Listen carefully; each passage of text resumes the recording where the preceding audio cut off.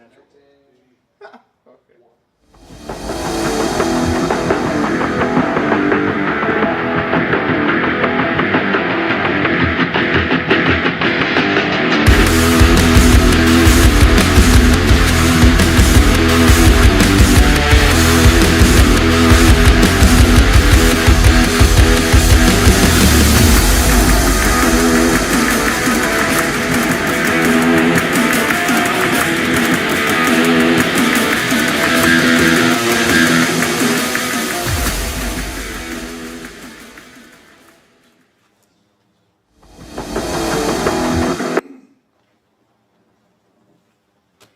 Hey guys, welcome to our second, something, inaugural-ish show, live show at Al Williford Chevrolet in Portland. This is our inaugural Coastal Bend Kickoff show. I'm Jake Romero. This is Justin Vieira as always, and of course, we didn't start on time, and I went through all the streams. I think all the streams are popped up, so that's normal, right? So. Welcome. We're glad you guys can join us today. This is definitely something new for us. First off, before we start, we want to thank the guys here at Al Williford Chevrolet for welcoming us here and allowing us to spend some time with some of you guys. So to kick off the season, to kick off the show, we've got some guys who we've never really had contact with, and it's the Bishop Badgers. So joining us today are Coach Rigo Morales. How you doing, Coach? Doing good. And a couple studs over here. What are you guys' names? I'm Brendan Ray, play tight end DN. I'm Riley Martinez, I play O-line. So you guys can't really tell, but these are probably some of the biggest humans that we've seen come out of a 3A school. So all three, actually, Coach is no slouch himself, and you got the offensive coordinator back here who's kind of lurching back there, making sure we stay in line. But welcome, guys. We're glad you guys could take the time out. It's Friday afternoon, 5:30. I know you guys have other things that y'all are supposed to be getting ready for tonight, as we talked about earlier before we went live. But Coach, tell us a little bit about yourself. Like I said, we've never done anything with you guys, so give us a little background on yourself. How long you've been a Bishop, and Well, my name is Rigo Morales. I've been coaching for 14 years now, primarily here in the Coastal Bend. The last 10 years prior to Bishop, I was at Corpus Christi Carroll. So, we've been there in CCISD the last few years, and then I got the opportunity to kind of run my own program.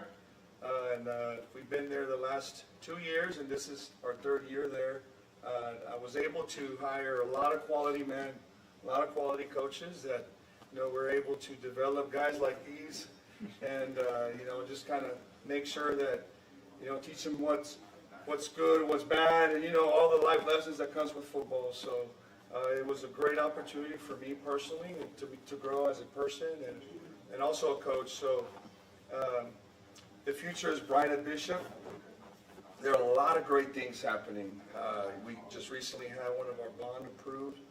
We're getting brand new facilities, a brand new, I guess you can call it an indoor facility, a pavilion, so to speak, turf, just all decked out, new weight equipment, so a lot of great things are happening. We're excited, man.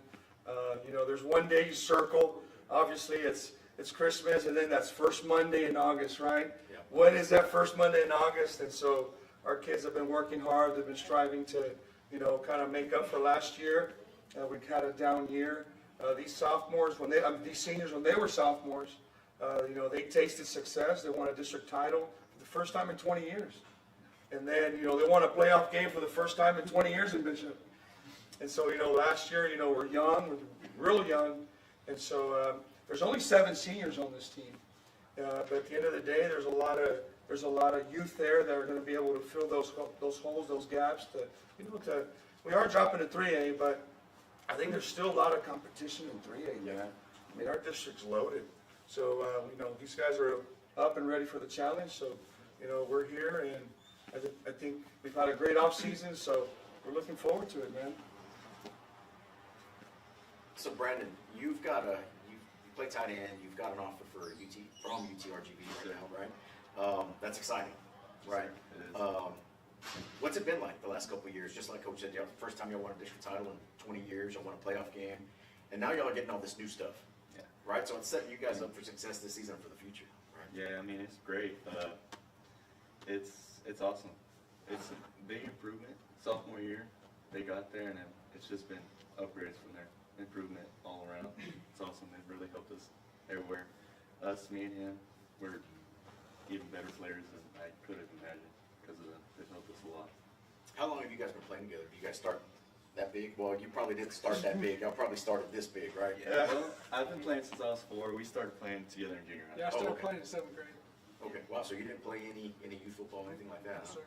Wow, that's impressive. So Ryler's actually got an offer from Kingsville, right? So that's 6 years of football. That's pretty good, pal. Yes, sir.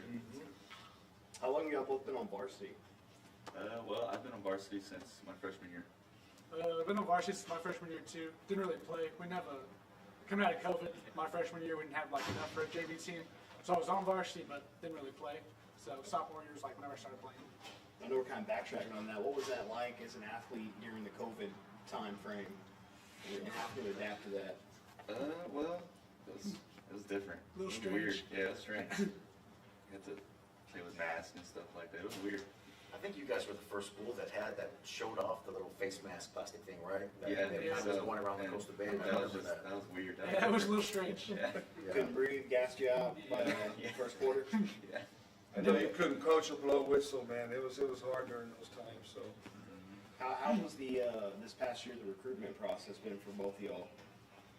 You know, it started like a little slow, not much, but as you like go out and go to camp, stuff like that, start getting your name out there.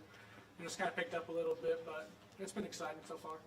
Yeah, I mean, it's been good. They help us. They help us tremendously. So. Have y'all personally went to a lot of camps locally or just around the state or? Just, I mean, anywhere we can go. Inside of Texas, I think. Mostly inside of Texas. Most of like D1s, FCS, FBS schools in Texas so far. Yes, sir. What's your best experience out of those camps? What do you feel like those camps are allowing you to bring back to your team to make your team better? I mean, you just learn a lot from the coaches. You get to, like, one-on-one coaching. It's a lot of technique stuff from your positions. It's great. Biggest thing for me is probably going against like some competition that's on that next level. Going against guys that are, 5, 6, 8 schools. You don't really like get a big taste of that while you're down here. So kind of getting that next level of experience is pretty cool. Also shows that you can hang with guys of that caliber as well, right? Yes, sir. Absolutely. Off-season wise, how was y'all's off-season? Well, it's a grind. Yeah. It's It was a grind. You're there a lot, and it's tough too, but it's fun. Love all season. Kind of rolling to that, Coach.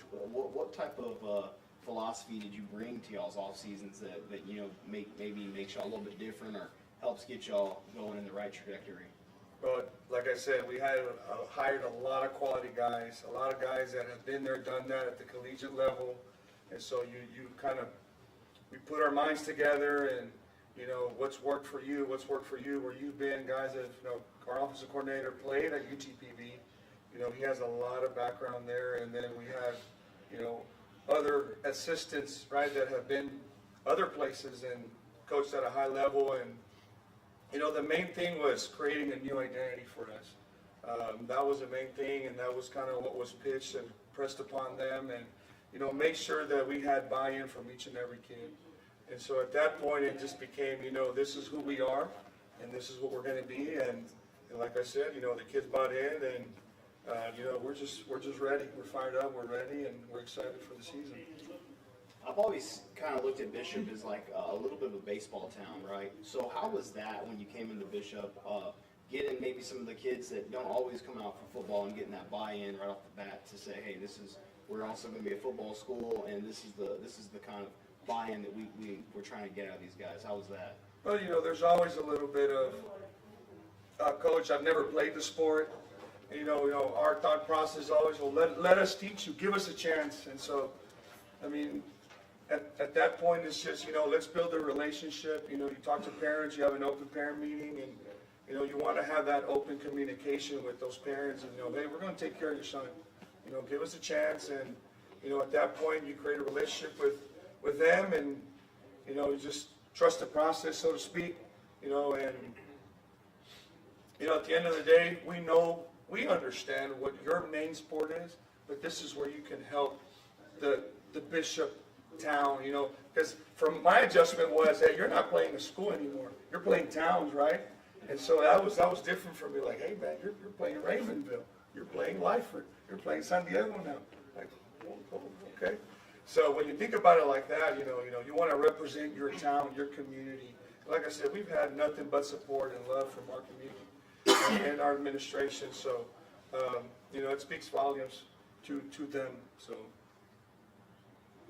So outside of football, you guys potentially have a path, right? One in Edinburgh and one in Kingsville. What are you guys looking to do at the next level? And I don't mean football, I mean in life. What are your plans? Well, I mean, I'm not really sure yet. Haven't thought that far yet, huh? Yeah. There's a lot of things I like to do that I want to do, and there's insurance route, business route, taxidermist, pretty cool. Oh, Stuff you're a like hunter? that. Yeah, I like to hunt. Yeah. Every once in a while when I can, and then so I just gotta decide. That's really it. For me, it's coaching. Like, dad's coach. My sister's in college right now. She's gonna be a coach, a basketball coach. It's kind of like ran in the family, and that's always something that, like, just being around sports has been like my whole life. So I couldn't really imagine myself getting away too far from that. Yeah. So to do something that I love would probably be coaching. Oh, nice. I think we're. I want to hit real Okay, quick. go ahead. You mentioned the pavilion, right? It popped up on Louisville's. Yeah, Louisville. Is it kind of- is that what y'all has talking another- about? Where it's yeah. half in, half out? That's what y'all. Yeah, that's yeah. what y'all are going for. Yeah, yeah. Nice. Okay. That'll be the first one in Coastal Bend. Yep. Right, because everybody's got the whole Yes, indoor. sir. So, and that seems to be the norm now. Is that everybody's sir. going with these kind of pavilion type things, Yes, sir. which, Yes, which sir. you really can utilize for everything. Did you see Louisville's? It's huge. If you guys haven't seen that Louisville pavilion setup they have, it's amazing. I think you can close the doors on that. This is what it looked like. Yes, you It can. looked like you close the doors on it. Is that the Yeah. plan for y'all, where you be able But to close it I'm in? not too certain on the architecture yet, but I know that's what they're striving for in terms of what it looks like. But yeah, I mean, like I said, exciting times, man. We're excited. Kids are excited. It's about time. Yes, You sir. know, you know. Kids deserve it. Kids deserve it. Yeah, and that's the biggest thing, right? When in bonds, I don't mean to get on the soapbox here, right? But bonds can tear a community apart, right? But you got to remember it's for the kids, right? And at the end of all, and you hear people, well, I don't have kids, I shouldn't pay taxes. Well, somebody paid for your kids to go to school, right? Somebody paid their taxes for your kids to get the benefit of an education. Yes, right? sir. So, I mean, you pay it forward. Right, so Yes, sir. we're excited for you guys. Like I said, we've caught a couple of games for you guys. I know we went out for a Lyford game last year. It may have been Lyford twice, 2 seasons in a row. Okay. We kind of snuck in there because we have credentials, right? But we got in there and we were on the sideline. And our biggest thing is going out there and getting exposure for you guys, right? So we make reels while we're out there, right? Big plays, touchdowns, sacks, things like that. And we put it out on social media and it gets thousands of views. Wow. Right? So anything that we can do to help these Coastal Bend athletes get some eyes on them, that's our goal. That's why we started this thing 7 seasons ago. Wow. And we've been pretty successful, right? Yeah. I mean, I think it's gotten some looks. We're not trying to toot our own horn, but No, it's done good. Yeah, when we started the show 7 years ago, the whole I don't think the vision was quite gonna be this big right here. We can get you on camera live and talk and get a little bit more exposure for yourselves. But we're here now, right? And it's exciting, and I'm glad that we got this opportunity. Wilford is helping make this possible. And I guess one last thing is, what kind of team are we going to see on Friday nights from the Bishop Oh Badgers? man, I'm tell you what, these guys, they're hungry. They're hungry. They're hungry for success. Like I said, they've been working. They've been grinding, and it's time to show out. And it's time to put the Badgers back on top. And like I said, the 3A football ain't no slouch. Like they bring it too. So we're up for the challenge, without a doubt. well, guys, we appreciate your time. We appreciate you guys coming out. We had you guys on here early because of the hike, so we hope you guys get back. Yes, in sir. this fun time. Yes, There's sir. something y'all got going on tonight, right? Well, tonight is our Midnight Madness. It starts at midnight, and so it'll be a full contact deal. We're going to start off with a little bit of special teams out there, and then after that, we'll do some. And we call it gauntlet. And so you have a running back, lineman, or 2 linemen with a linebacker and a safety, and you got 3 downs to go score. And so it's full tilt. So the guys are excited, and I know the community's gonna be out there supporting us, so we look forward to that, yeah. Gonna shut down Bishop tonight. Yeah. Oh, maybe, yeah. right, yeah. What I hear is they're gonna have some menudo out there, so See, I'm that's just saying. That's what we're missing, Pat. You know, we used to have a guy when we first started. We'd go out to these games. We had a guy that would go contest the concession stand food. Really? And he'd give a review of what the concession stand was like on the Monday show. Okay. We found a replacement. We did find it. Yeah, maybe, right there it is, right there. Wherever he goes, halftime, let him travel. Yes, sir. For us and Yes, get some sir. feedback. Well, you guys, good luck tonight. Hope you guys get through it injury-free tonight. Hope you guys got a great, successful, injury-free season. Yes, sir. Thanks for Thank coming you. out, guys. We appreciate it. Appreciate And, you guys. Thank you. We'll check in as the season goes on Yes, sir. and see how everything's going. Yes, sir. Appreciate you guys. Thank you. Thank you. Guys, we'll be right back in about 3 to 5-ish minutes. And we'll be back with the proprietor of this establishment, Brian Williford. We're going to talk a little bit about Region 4 football. We'll see you in a bit. Hi, I'm Brian Williford, President and owner of Al Williford Chevrolet in Portland. We've been family-owned since 1984. One word that we love around here is community. We have a heart for the coastal bend, which is why we value people first. Whether you're in the market for a new Chevrolet or a quality pre-owned vehicle, our friendly sales professionals are eager to help. We also have an amazing full-line service department featuring genuine GM parts and accessories to keep your vehicle running and looking its best. Plus, for life's accidents, we have a fantastic collision center where we repair all makes and models and work with most insurance carriers. Remember, when you buy from us, we're not looking for a one-time sale. We look forward to building a relationship together for years to come. Thank you, and we invite you to join the Al Williford Chevrolet family.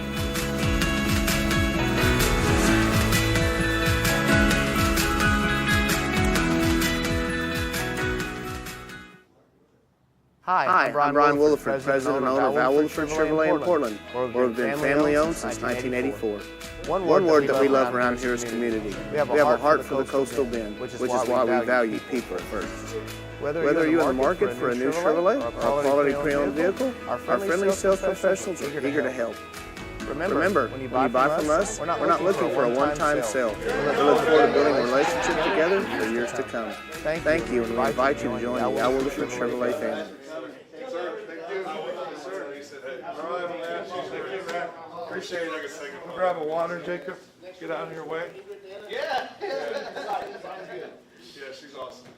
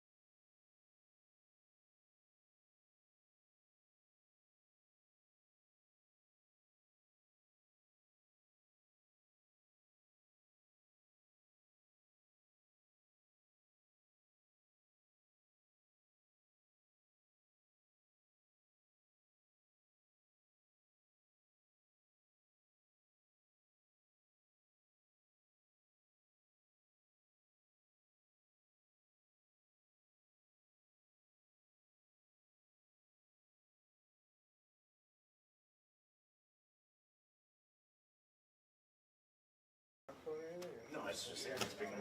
Oh, beautiful. All right, guys, we're back. Just like I said, we're back here with the proprietor of this establishment. Joining us is Brian Williford. Brian, thanks for taking the time. First off, thanks for having us out here. Oh man, you're welcome. I'm excited.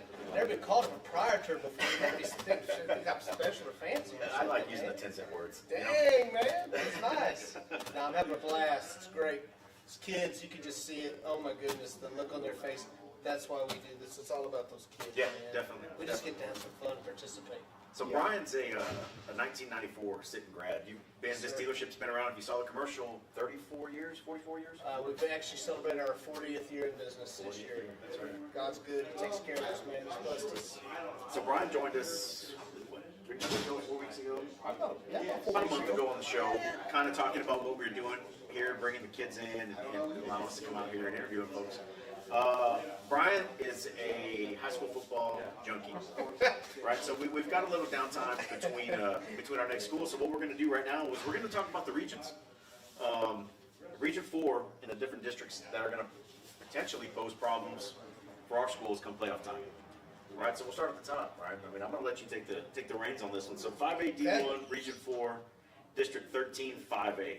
The big names out of that district: Smithson Valley, played for a state title last year.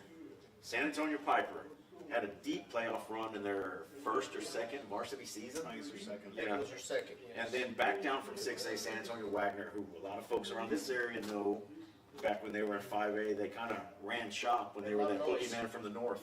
Yes. Yeah, so 14-5A, San Antonio J, 10-3 in 5A D, 6A last year. They're moving down to 5A D1. Folks are expecting them to kind of lose a little bit, but they run that wing T offense, something that those San Antonio schools aren't really used to. It's going to create some problems. Then you've got San Antonio Southside. If you guys keep up with Coastal Bend football, they've been in the district. They played in the Carolina district a few years, played in the Fort Lavaca district. Yes. And Ricky Locke usually carries a roster of 30 to 35 kids at a 5A level. Not by choice. Not by choice, just the participation numbers aren't there. He always has those guys ready to play. It's Always. usually high flying offense. Yep. And they're about a year or two removed from a Nebraska prospect. Richie Torres. Went to Nebraska. Yeah, went to Nebraska as a quarterback. I think He's down back in Texas, I believe. IWA. Or an Incarnate Board. He's at Not an IWA. But he was a big deal coming out of South UIW, South yep. San Antonio, Yep. Southside. Scott Frost recruited him. Yep. I think he was, and then Rule got there, and I guess they didn't like the way things changed, and it was like, it's time for a different scenery. Well, I was at the game when they last played GP because I remember their colors are bright red. Yep. Yep. They got some guys could fly. Yeah. They had speed and athleticism all over the field, and They gave Cal Allen a run for money. Yeah, I they think did. Cal Allen had a couple of good runs there with Brown and Yep. I believe Gage as well. And So, Earls, Jeremiah Earls. Yep. So yeah, it was, they're a familiar team from this for this area, and yeah, they're tough, man. Ricky's got a good squad, and he usually coaches them up pretty well. Then we've got our district, Corpus Christi Flower Bluff, Corpus Christi Vets, who also are joined by a Valley district with PSGA North, who lost a big senior class last year, but are expected to contend again this year. They're supposed to be pretty strong. And then an always strong Westlaco East, right? Those Westlaco teams always are ready to play. Yes. And then at 16-5A, many folks are saying this is probably the best team in the Valley is Edinburgh Vela, who kind of, depending on how you look at it, they may have taken a slight scoop back last season. yeah.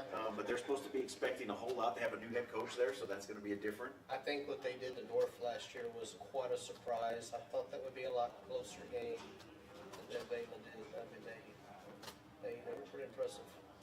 And then McAllen Memorial, which is always tough. We always see them in the first round of the playoffs in these districts. I think Vets has had their number the last couple of years, but you never know. So I'm gonna do a little shout out here and give Matt Stepp a little rep here. So he's got Smithson Valley taking the region. Okay. What do you guys think about this region for 5A D1? I'll let Brian tackle it. Well, Justin, to me, that looks wide open. I think it really looks wide open. I think there's you've got some teams there that I think kind of snuck up on some people. I had never heard. I'm a football fanatic. Never even heard of Piper. I didn't even know who they were. Yeah, neither did we. I started following them in the playoffs, and I told my son, I said, "Man, these kids can play." He said, "Yeah, Dad, they're in a little program." And I was like, man, these guys they're stout, man. Yeah. And of course, Smithson Valley, you know, I guess they've always kind of been in the hunt. You know, that name's been around a long time, and you think San Antonio football, but then you think the same thing with Wagner. I mean, I remember when we were playing. They weren't even there. It was Converse Judson. Yes. It was Converse Judson. San Antonio was Converse Judson. Yeah, and that was it, and the rest, right? And now, and a lot of folks wonder what happened to Judson. Well, I mean, they're building a lot of schools. I mean, Yes. Judson ISD is Wagner, Converse Judson, and San Antonio Veterans. That's also in Judson ISD. I don't know why they got the San Antonio tag, but it is a Judson ISD district. So that there, and then you had Cibolo. Cibolo And Steel, last few yeah. years, yeah. Cibolo's not in this region. No, they're 6A. But there's also just another 6A, school. another draw. that pulls So I kids. think what a lot of people, if you don't follow the Smithson Valley a lot, the thing that was getting them for the longest time, the last probably 5-6 years, was they were running in the buzzsaw of Westlake Yeah. during a really, really outstanding era of Westlake football, which is already top notch, Oh, right? yes. So now that Westlake cleared out of that area for them, you saw them start making the runs, right? And then the next battle for them is Region 3, which has been College Station. And last year they were finally able to get over that hump in College Station to make it all the way up to the state title game. So I do think the region's pretty wide open, and I have not looked to see what Smithson Valley brought back, but I do think if I were to look at that region right now, I think Smithson Valley would be the team to beat from it. I think Flower Bluff is going to have a team that can get there. Oh, too. I think you'll probably see Bluff and Piper meet up. Piper is an impressive team. They're one of the new schools that I think you'll start seeing a pretty, reoccurrence of them making deep runs. And then, yeah, Wagner was, I don't know if they're still running, the slot tee? They ran the No, wing tee? because the former head coach, and I think his last name was Coach Bruce. I think he ended up at Brandeis, Okay. and then I think he left Brandeis and went somewhere else. So I think it's a different offense. I'm not sure if they're still running that. And they ran it well. You can expect athletes out of them, though. Yeah. So to me, Wagner's one of the teams, and I thought this even when they played in our region last time, that they might not be the most disciplined team out there, but they have some athleticism that can get them past that, maybe what you call downfall of being a disciplined football team. Kind of like Lamarck in the day, they weren't the most disciplined team, but they had athletes to make up for it, right? So I think Wagner's a team that if you're not playing your best game of football that day, they might be able to have enough athletes to take you over that edge, right? Whereas a team like Flower Bluff is super disciplined with a good mix of some athletes. I think I'm getting ahead of ourselves on the Flower Bluff thing, but to me, that's one of the best teams in the Coastal Bend this year. They bring back a lot. They have one of the top five quarterbacks in the area, if not the best. I would say the best. If not the best in the area right now, in Pelucio. So the thing was the changing of the guard halfway through the season.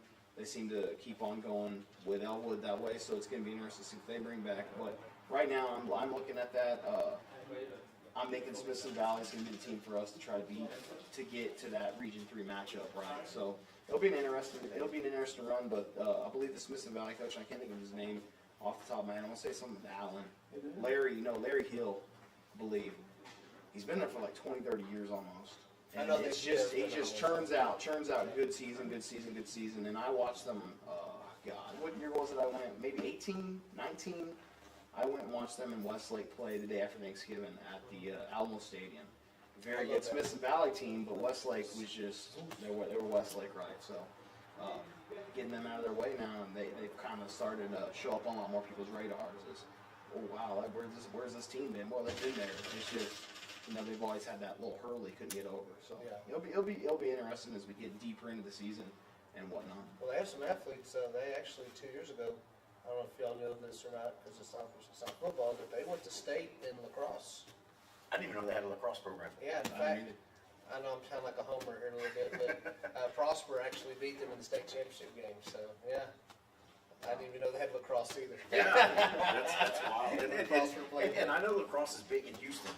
And obviously, if it's big in Houston, it's probably north in DFW as well. I guess it's kind of migrated its way south. It I mean, is. we'll see if it ends I up had down no idea here. they had it across the, Yeah. but I knew the name because I've seen them play over the years in the playoffs and football and stuff.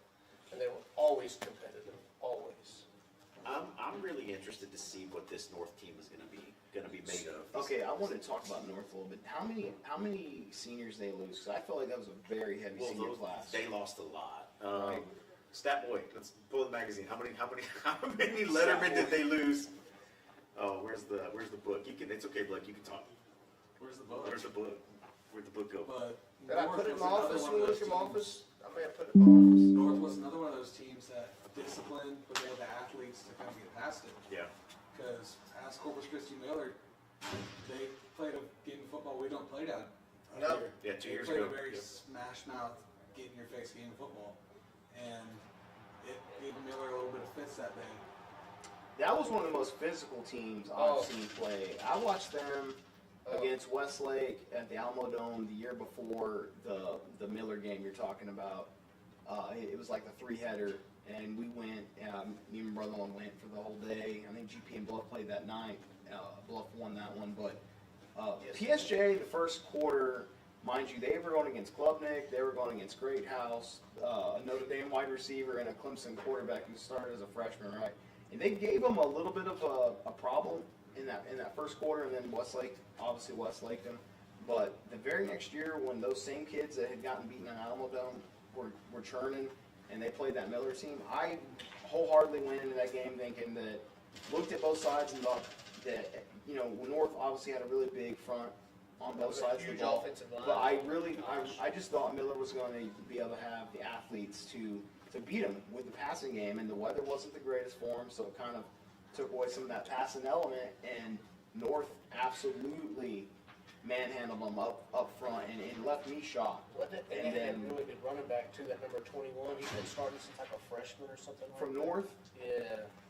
Can't remember that kid's name. he was big. He was a big boy. Yeah, so he's like a junior. And then this year. DeVecchio obviously was a really good quarterback for that system. So And they had a really big right tackle too. Oh my yeah, gosh. their whole offensive line looked like the two boys from Bishop. Yep. It seemed Yep. like So I gotta interrupt. I got Sure. a text here from Coach.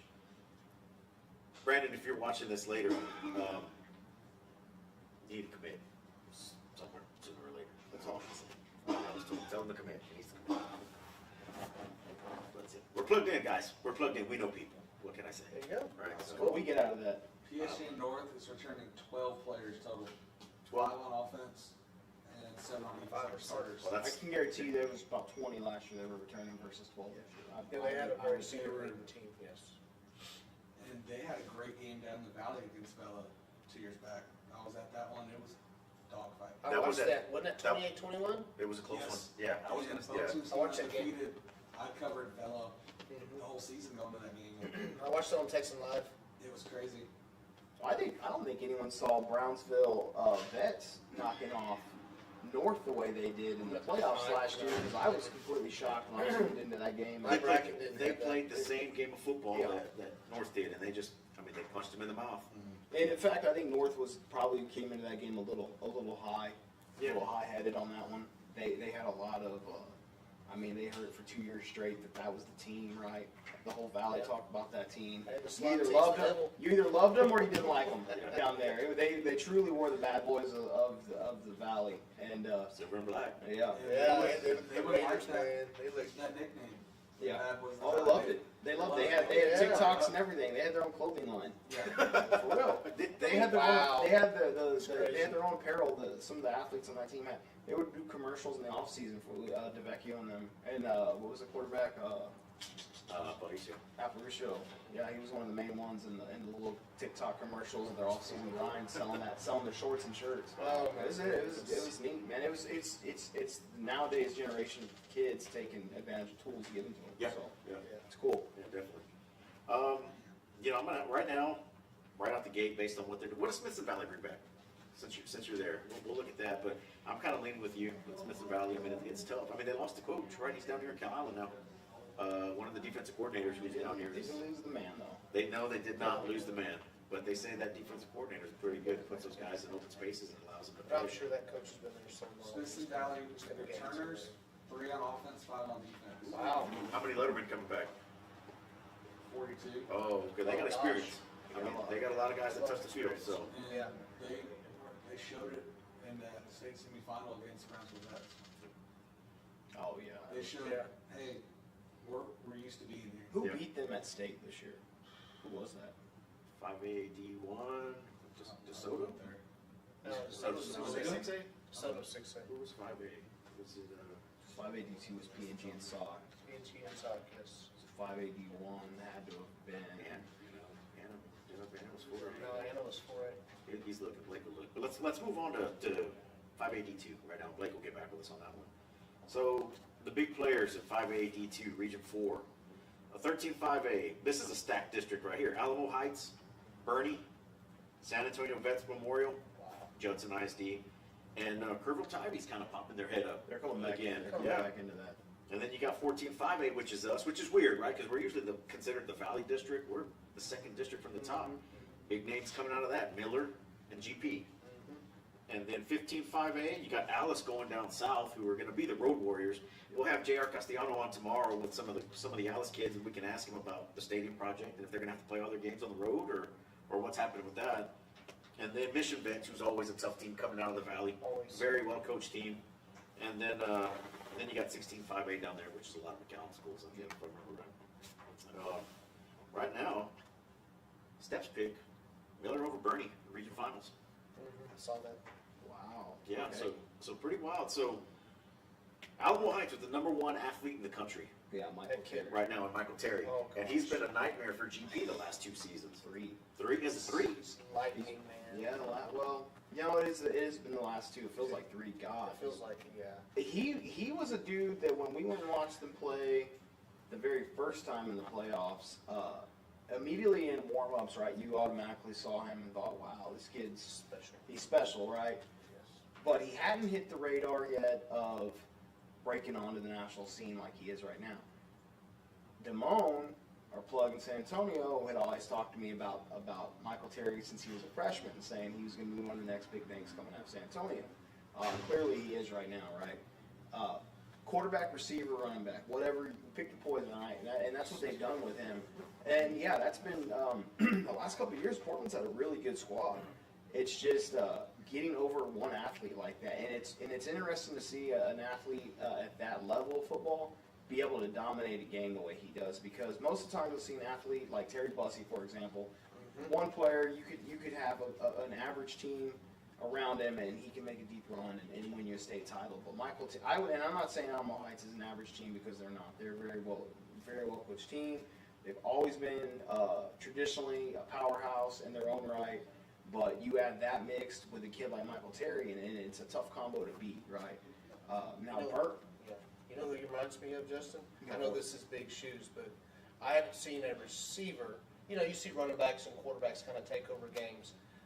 I haven't really seen a receiver take over the way he does, if you want to classify him as a receiver, since probably Jackson Smith and Jaden Love. Yeah. I mean, Yep. that guy is like a one-man wrecking crew. Yep, straight out of Lake Travis. Blake's correct? pointing at Rockwall. It was Alito who defeated Smithson Valley. How did we not know that? How did I not remember? Your What was title the final town list? USA. DFW, come on, Brian. Yeah, Alito's not they've- normal. They're not from According this to planet. Dave Campbell's Texas Football, they've won a title in 11 for the last 15 seasons. Yeah, they're title town USA. Their quarterback finally did graduate, though. Oh my gosh! It's like the guy was a 5-year senior. He must have been on the COVID program or something. I saw them play against Midlothian, and that kid it was something, man. So Bernie, who's the other team, who's no slouch. Jackson Buys comes back. Is he back? Is this his senior year? This is his senior He seems year. like he's been there forever. Yeah. This is a senior Because Bernie year. just made the jump to 582. Yep. Because Yep. they're They were a powerhouse. They were 4 D1. Carlson, 480. Great Even those nightmares for local everybody. programs out here, Cal Allen. Yep. Yes. Well, they've actually they flipped the script, because for the longest run, it seemed like the 2010s belonged to Champion. Or Champion. Yes. You would see them pop up against Cal Allen round 3, and Cal Allen actually would handle them pretty well a lot of times. But Champion they actually, I think, knocked out Cal Allen in one of the rounds as well. Was that when I was at Buck? Because I watched them play. No, that one was in the Dome. They beat Cal Allen. Okay, because Carolina beat them. And then Bernie beat them 2 years ago at Alamo in the rain. Yes. And that was Jackson Bay's sophomore year when he burst onto the scene. Yeah. That was I when remember they kicked a bunch of onside that game. that was when they went to state that year. That's when they came down here and played in Portland, and they absolutely handed it to And they us. should have beat Channel Spring that year Yeah. in the title game. So yeah, they did. They had the lead there going in. So Bernie is kind of taking back over Bernie, if you will. And how many do they bring back, Blake? Bring that up if you get a chance. But you know, Bernie ISD, just their whole athletic program, and it's phenomenal. Well, they're taking. I don't know if you've seen it. I'm a Little League baseball junkie. Their Little League just won the Southwest, and they're going to go represent up in Pennsylvania. Really? In 2 weeks. And actually, fun fact of that, there's a kid here from Portland who moved to Bernie this time last year, hit a grand slam to put him up. He's on that team? He's on that team. Oh, wow. I coached against him, and I'm fairly good friends with his dad. And he hit a grand slam. They were down by I think 3. Hit a grand slam to go up by 1 in the 5th or 4th inning of that game, and it sent them all the way to the Pennsylvania. Wow. So if you want to watch Little League World Series right now, go ahead and root for that Bernie team because they're pretty impressive, and they got a kid born and raised in Coastal Bend. So I was saying that the other day, I was like, just wait till these kids get to high school, we're going to be seeing them down here. for sure. But Bernie is bringing back 33 players, 33 players. How many starters? 11, Solid numbers. Solid numbers. 5 and 6. 6 and 5. Yeah. 5. 6 on offense, 5. And And one of those, mind you, is a three-year guy, and he's actually probably ranked in the top 10 right now. San Antonio prospects. That's by, of course, the quarterback. He's a good size, probably 6'2", 6'3", 6'10". 200. Okay, yeah. Good I size saw him kid, play as good a arm. sophomore against Somerset, and he just was lighting it up. As The a thing sophomore. people don't realize about him is not only is his arm big, but he's deceptively fast on the football field, and he can take hits. So it's like trying to tackle a linebacker. Yeah, You know what I mean? Who can throw the ball? So I think Bernie's going to be a tough one to get by. Is he classified as a dual threat quarterback, or is he? I believe they got him classified as a dual threat. Is he? I think so. And then, just like we said, San Antonio Vets Memorial was always good. I don't know who their stud is this year. They've always got one who's a household name up there in San Antonio. It's usually a transfer kid. Maybe in Judson, maybe in the Judson lines. It's a kid that didn't start out in Judson. And then, I'm not going to talk too much about ours because we're going to see Miller and GP tomorrow. So Coach Evans and a couple of his players will join the show tomorrow night, and Coach Davis and a couple of his players will join the show tomorrow night as well. So we're not going to spend too much time on them. We'll talk to them as they get here. And then 15-5A, we got Alice, who will be here tomorrow as well to kick the show off. We started a little early tomorrow, 4:45, and Mission Vets. But Alice is they had a very good run last year. Kind of surprised everybody with their district title right out of the gate. You know, everybody knew Castellano was gonna do well with that program. I don't think they knew it was gonna happen that fast. I didn't. Coach Castellano, we had him here as well on the show last year. Oh, with Taft. And I was very impressed with him. I thought, man, this guy's he's stout. I was very impressed with him. He's very well spoken. Yeah. Yes, very that's a good way to put it, Justin. And then you got Mission Vets who always seem to be good, always seem to have quarterbacks. One time I know. had quarterback correct. What was it? Dave Campbell's Player of the Year in Gilpin. Landry Gilpin, who's now a coach there. He's coach. His dad's the head coach there, but he's now a coach in there. Went to Southwestern for 4 years. Started there as 4-year starter at quarterback, and now he's back home, following the family footsteps. So Wow. They were a school that Was had Southwestern TLU? Corpus School's numbers Southwest. back in the day. Yes, they did. In the or is 2010s. it Southern? Well, they knocked off. They They went to knocked off Vets Memorial at the Dome whenever Vets Memorial was rolling with basically a running back and quarterback. That David Soto year. And David Soto. That was a really Landry's good- year. Yeah. That was a really good Vets team, and they ended up beating them like by two or three scores Yeah. up there in the Dome. So Shoot, back in the 2010s, for me, Mission Vets is flying that Valley flag of hard-nosed football. we had Gilpin on the show, correct? I interviewed Gilpin when there was a short-lived All-Star game in San Antonio, Okay. and that was a time there after the game. I had to talk. Maybe it was an interview I watched of him speak. He reminds me of Coach Troutman. Oh, really? Yeah, he's just very animated. High energy. You could tell that I like his handlebar mustache. It's probably the handlebars and it reminds you of like the 90s wrestlers. Yeah. In her 80s, whatever. When wrestling was real. And Right. he makes you feel like you would run through a wall just listening to him talk about his players specifically and his son at the time. I want to say the interview was about his son, right? And, you know, I think coaches aren't supposed to get personal with it, but you could tell that he was proud Yeah. right? And As he should have been. yeah, absolutely. It was the year Link Landry won the Mr. Texas football. Mr. That's Texas what it football was Yeah. the interview, and he's also an emotional guy. He gets choked up a lot, I noticed, but you can tell he cares, I do right? tell him big soft. So you can tell he cares. So I think they're gonna bring a good brand of football to this region. Yeah, as I think so. always. It'll be good. So Alice, they're the lone Coastal Bend team making that trip. So they're and if depending on what happens with their stadium, if they start demolishing that now, I mean they're going to be on the road every game.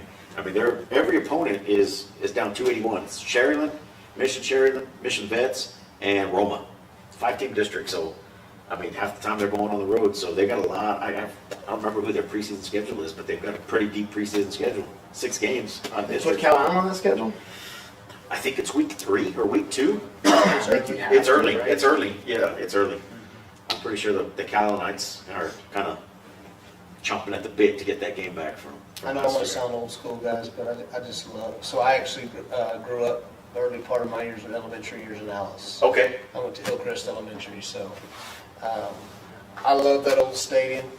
It's going to be hard. In fact, it was one of the last grass stadiums around. Yeah, there's not going to be very many left after that one. What made that place so unique was the way the light poles were positioned. So on about, Everybody from hated about that. the 40, Everybody hated the light 40 in to that the place. 40, man, dark. Yeah. It is so stinking dark you couldn't find the ball. I just always thought that was a cool little thing. And I know he's retired now. And hey, Coach Sosa, my mom was an English teacher and German teacher in Allison, and actually taught Coach Sosa. Oh, really? I actually taught Robert and his brother. Yeah. Yeah, that's kind of a little fun fact. So yeah. So I think, I don't know if I see this Miller over Berry in the region finals. I can see Miller versus Alamo Heights in the final. Just like you said earlier, it's hard to overcome an athlete like Michael Terry. And Heights, I mean, shout out Jeff Dugroff, always has very, very strong teams. Why you sleep on my Wildcats like that? We're saving that for later, dude. We're saving that. Am I allowed to pick against them? Pick against the Wildcats? Yeah, am I? You can do whatever you want. I dude. don't live here. Yeah, you may have to wear a sack over your head or something. What were they? They were giving you stuff last year, weren't they? Saying you weren't going to be able to buy groceries. Yeah, they wanted to find me at HEB after I went off on them. Well, I tell you what, there was a little bit of a wild card last year with Miller, though. Miller always knew Miller could score. Yeah. We always knew that. I don't know statistics on that, but that was probably one of the best Miller defenses I've seen since Coach Evans. It has been. That was one of their I best. don't know how many of those guys, our man over there could tell us how many are back, but I'll tell 10 you. and 10. They have a lot. Hey. I think it's 10 and 10. Because they're going to have the athletes. Yeah. I mean, yeah, right. they have enough. They also have one of the best quarterbacks in the coastal as well, and Trevor. Trevor who's Long. Sorry, coming Aiden. into his third year as well. Aiden. So He's coming into his third year as well, right? And honestly, surprisingly, hasn't had a lot of looks or offers yet that I know of, right? Maybe I haven't seen him, but he's got something to prove as well, right? So very I don't want to get very too- humble kid though. Very humble. He's I not don't one want that's gonna kind of promote himself. I mean, it's like It seems like it. yeah. I don't want to get too ahead of us on the Miller thing since we'll have him on tomorrow, but I do Yeah. think Miller is deservedly right up there with Alamo Heights and Bernie in that classification thing. It's the fact that Steph put him into that spot of over it, shows the respect that they have for him up north, right? And I don't overstep my boundaries, so if I'm overstepping, you can tell me, we'll leave it there, but Robert Taylor's full. He's special. He's something else. He keeps getting offers. So he's definitely going to be fun to watch. It was kind of a breakout year for him If I can be last quiet, year, I'll right? go from here. And then so we don't know who Coach Evans is bringing tomorrow. He's kind of he's keeping that one close to the vest. He hasn't said I've been talking to him. He's not answering. So we'll see. We'll see who he brings out. He's got a big pool to choose from. That he can bring out here. LaMarcus Cullum, who's probably one of the best offensive linemen over there. So we've got him. You've got and then you've got. He's just gonna move the truck, put the whole team behind him. Knowing him. Maybe More the merrier. Let's take a quick break here, and then we'll jump into 4A. We got a couple minutes. I need to get something to drink for a second, and then we'll be right back, guys, and we'll talk 4A, D1, D2, Region 4.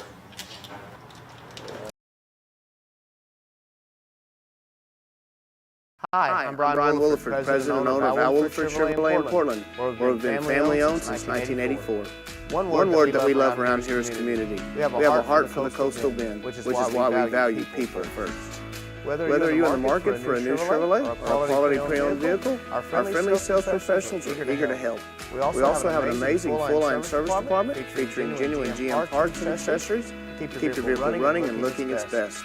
Plus, for life's accidents, we have a fantastic collision center where we repair all makes and models and work with most insurance carriers. Remember, when you buy from us, we're not looking for a one-time sale. We look forward to building a relationship together for years to come. Thank you, and we invite you to join the Al Williford Chevrolet family.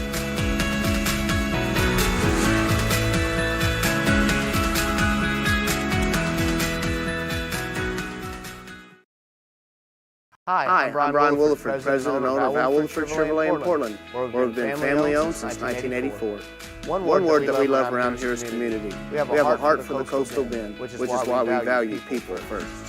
Whether you're in the market for a new Chevrolet or a quality pre-owned vehicle, our friendly sales professionals are eager to help. Remember, when you buy from us, we're not looking for a one-time sale. We look forward to building a relationship together for years to come. Thank you, and we invite you to join the Al Williford Chevrolet family.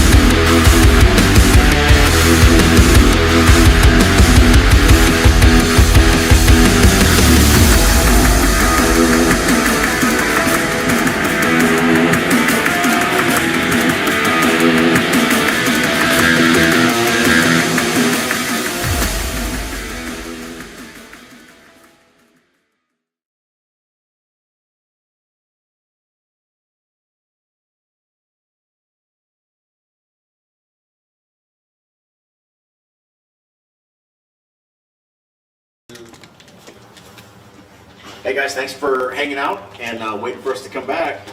So we're going to keep our conversation going on about Region 4. So now we're going to jump into 4A, D1, and D2. So some of the players in 4A, D1, 13 4A, it's going to be a familiar name to everybody. They're coming back down, Austin LBJ. Okay.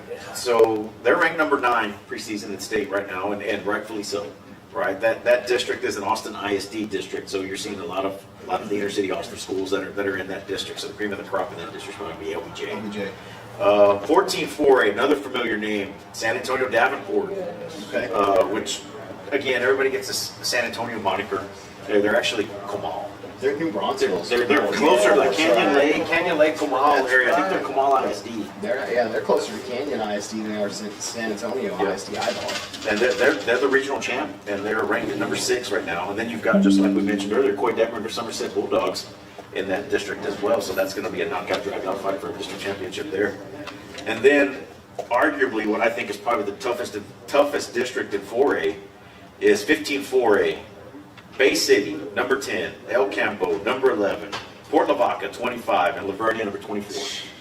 That is a stacked district. Robert Jones, who played there in the late 2000s, has that program rolling again, just like they were back in the day, man. I mean, they're back, and they're good. And then you've got 16 4A. I'm not going to talk too much about 16 4A because that's our district. You've got Cal Allen, and you've got Tolosa Midway. Tolosa Midway will be joining us this evening. Coach Varial's coming in with a couple of good ball players, and we'll be able to sit down with them and chat and find out what's in store for the Coastal Bend with the Warriors this season. And Coach Reeve will join us tomorrow as well, and we'll find out how it's going with the Reeve Way out there in Cal Allen. Right now, Bay City is the favorite right now in that Region 4. That's who they got picked right now is Bay City? Bay City. Wow. Wow. And, you know, talking to Luke, you know, the last couple of years, because he's plugged into swinging, you know, he was saying Bay City, man, the last couple of years, he's like, man, they're back. They are looking very good.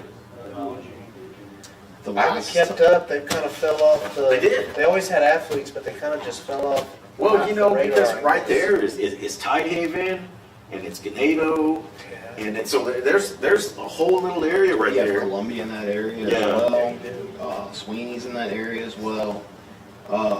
Man, I don't remember the last time, what year it was, but Bay City played Portland back-to-back years. And preseason, Yes. and the game I caught was here at home. We beat them, I think, like 21-14. I was at the. They had a really good quarterback and a couple really good receivers and a running back as well. They were athletes, but it was one of the things that they didn't have the They discipline. were very undisciplined. They were a very undisciplined team, Yes. right? So I think what people, when you say undisciplined team, right, it's the unnecessary penalties How many that false kill starts drive. in that They- game? they- Oh my game, yeah, goodness, a that lot- game a was lot. full of them. So, you know, now you're at 1st and 15, 1st and 20, you know, and that's what would kill them a lot of times, but they have the potential to beat you on one play. So I haven't seen them as of late, but being ranked number 10 is obviously means something. Yeah. Right? They think they're going to come out with something decent. El Campo has always been one of my favorites. Rice I Burgers. love the Rice Burgers. I don't know why. I do. call it RHS, running back high school. Yeah, Yeah. and Coach Reed's brother, Yep. that's who's Coach Travis is the head coach there in Bay City. I'm sorry, El Campo. Yep. So you potentially got a brotherly playoff matchup depending what happens down the road. Who do they think the matchup's going to be with Bay City? LBJ? Oh, okay. Okay. Yeah. And we'll see El Campo down here, because I believe they're in that Beeville district. Aren't they? Beeville may be in that district. I have to look. I mean, you got the book. You'll see him at PLC. Yeah. You'll see him against Fort Walker. That's in the district. I mean, that's a tough district. I mean, I mean, you I mean, guys, Lavernia's no slouch either. yeah. In that district, if you're going to go back to that district and just talk about those 4 teams. And they're moving up. Lavernia's moving up because they were 482 last few years. Or were they? To me, I would want to go watch the El Campo and Bay City game. El Campo and Bay City game would be a good one if you're a And that's a fanatic big rivalry to game. go watch. So now you've got the excitement building up. Bay City's back. El Campo's rolling again. That could be a good one. El Campo had a down year last year, did they not? I guess as far as El Campo standards go, I mean, Well, they had a weird spell there because they had Ruben Owens, no one run back in the country. Yeah. And Oklahoma State, right? no, A&M. Texas And A&M. it didn't seem like he. On the NCAA 25 trailer as well. And it didn't seem I'm like thinking he of that other guy. did I'm enough. thinking Long. But they also had a coaching change during that time. yeah. Coach Worrell. came Coach in, Worrell left. And then he left. And then they got Reeves. Went And back I to think, the- and to me, I think El Campo's one of those weird towns where it's going to take the right man to win. Yeah. Right? I think Portland's the same way. It takes the right man to win. It's why I'm very interested in what Count Island does this year. That sounds very And- vocal. And of their I head coach. think, you know, if you go back and you look at El Campo, Reeve is from, I mean, the Victoria is the Reeve staple, right? Their dad's coached in Victoria, then they were in Cuero, and then, so, yeah, so they know that area, right? They know, They go up to New Katy? one of them did, I believe. So they know the area, right? They know the kids, they know the town. You don't win quick, you're out. That's a hard standard to live up to sometimes, especially in towns, right? Coach, the Bishop coach talked about it.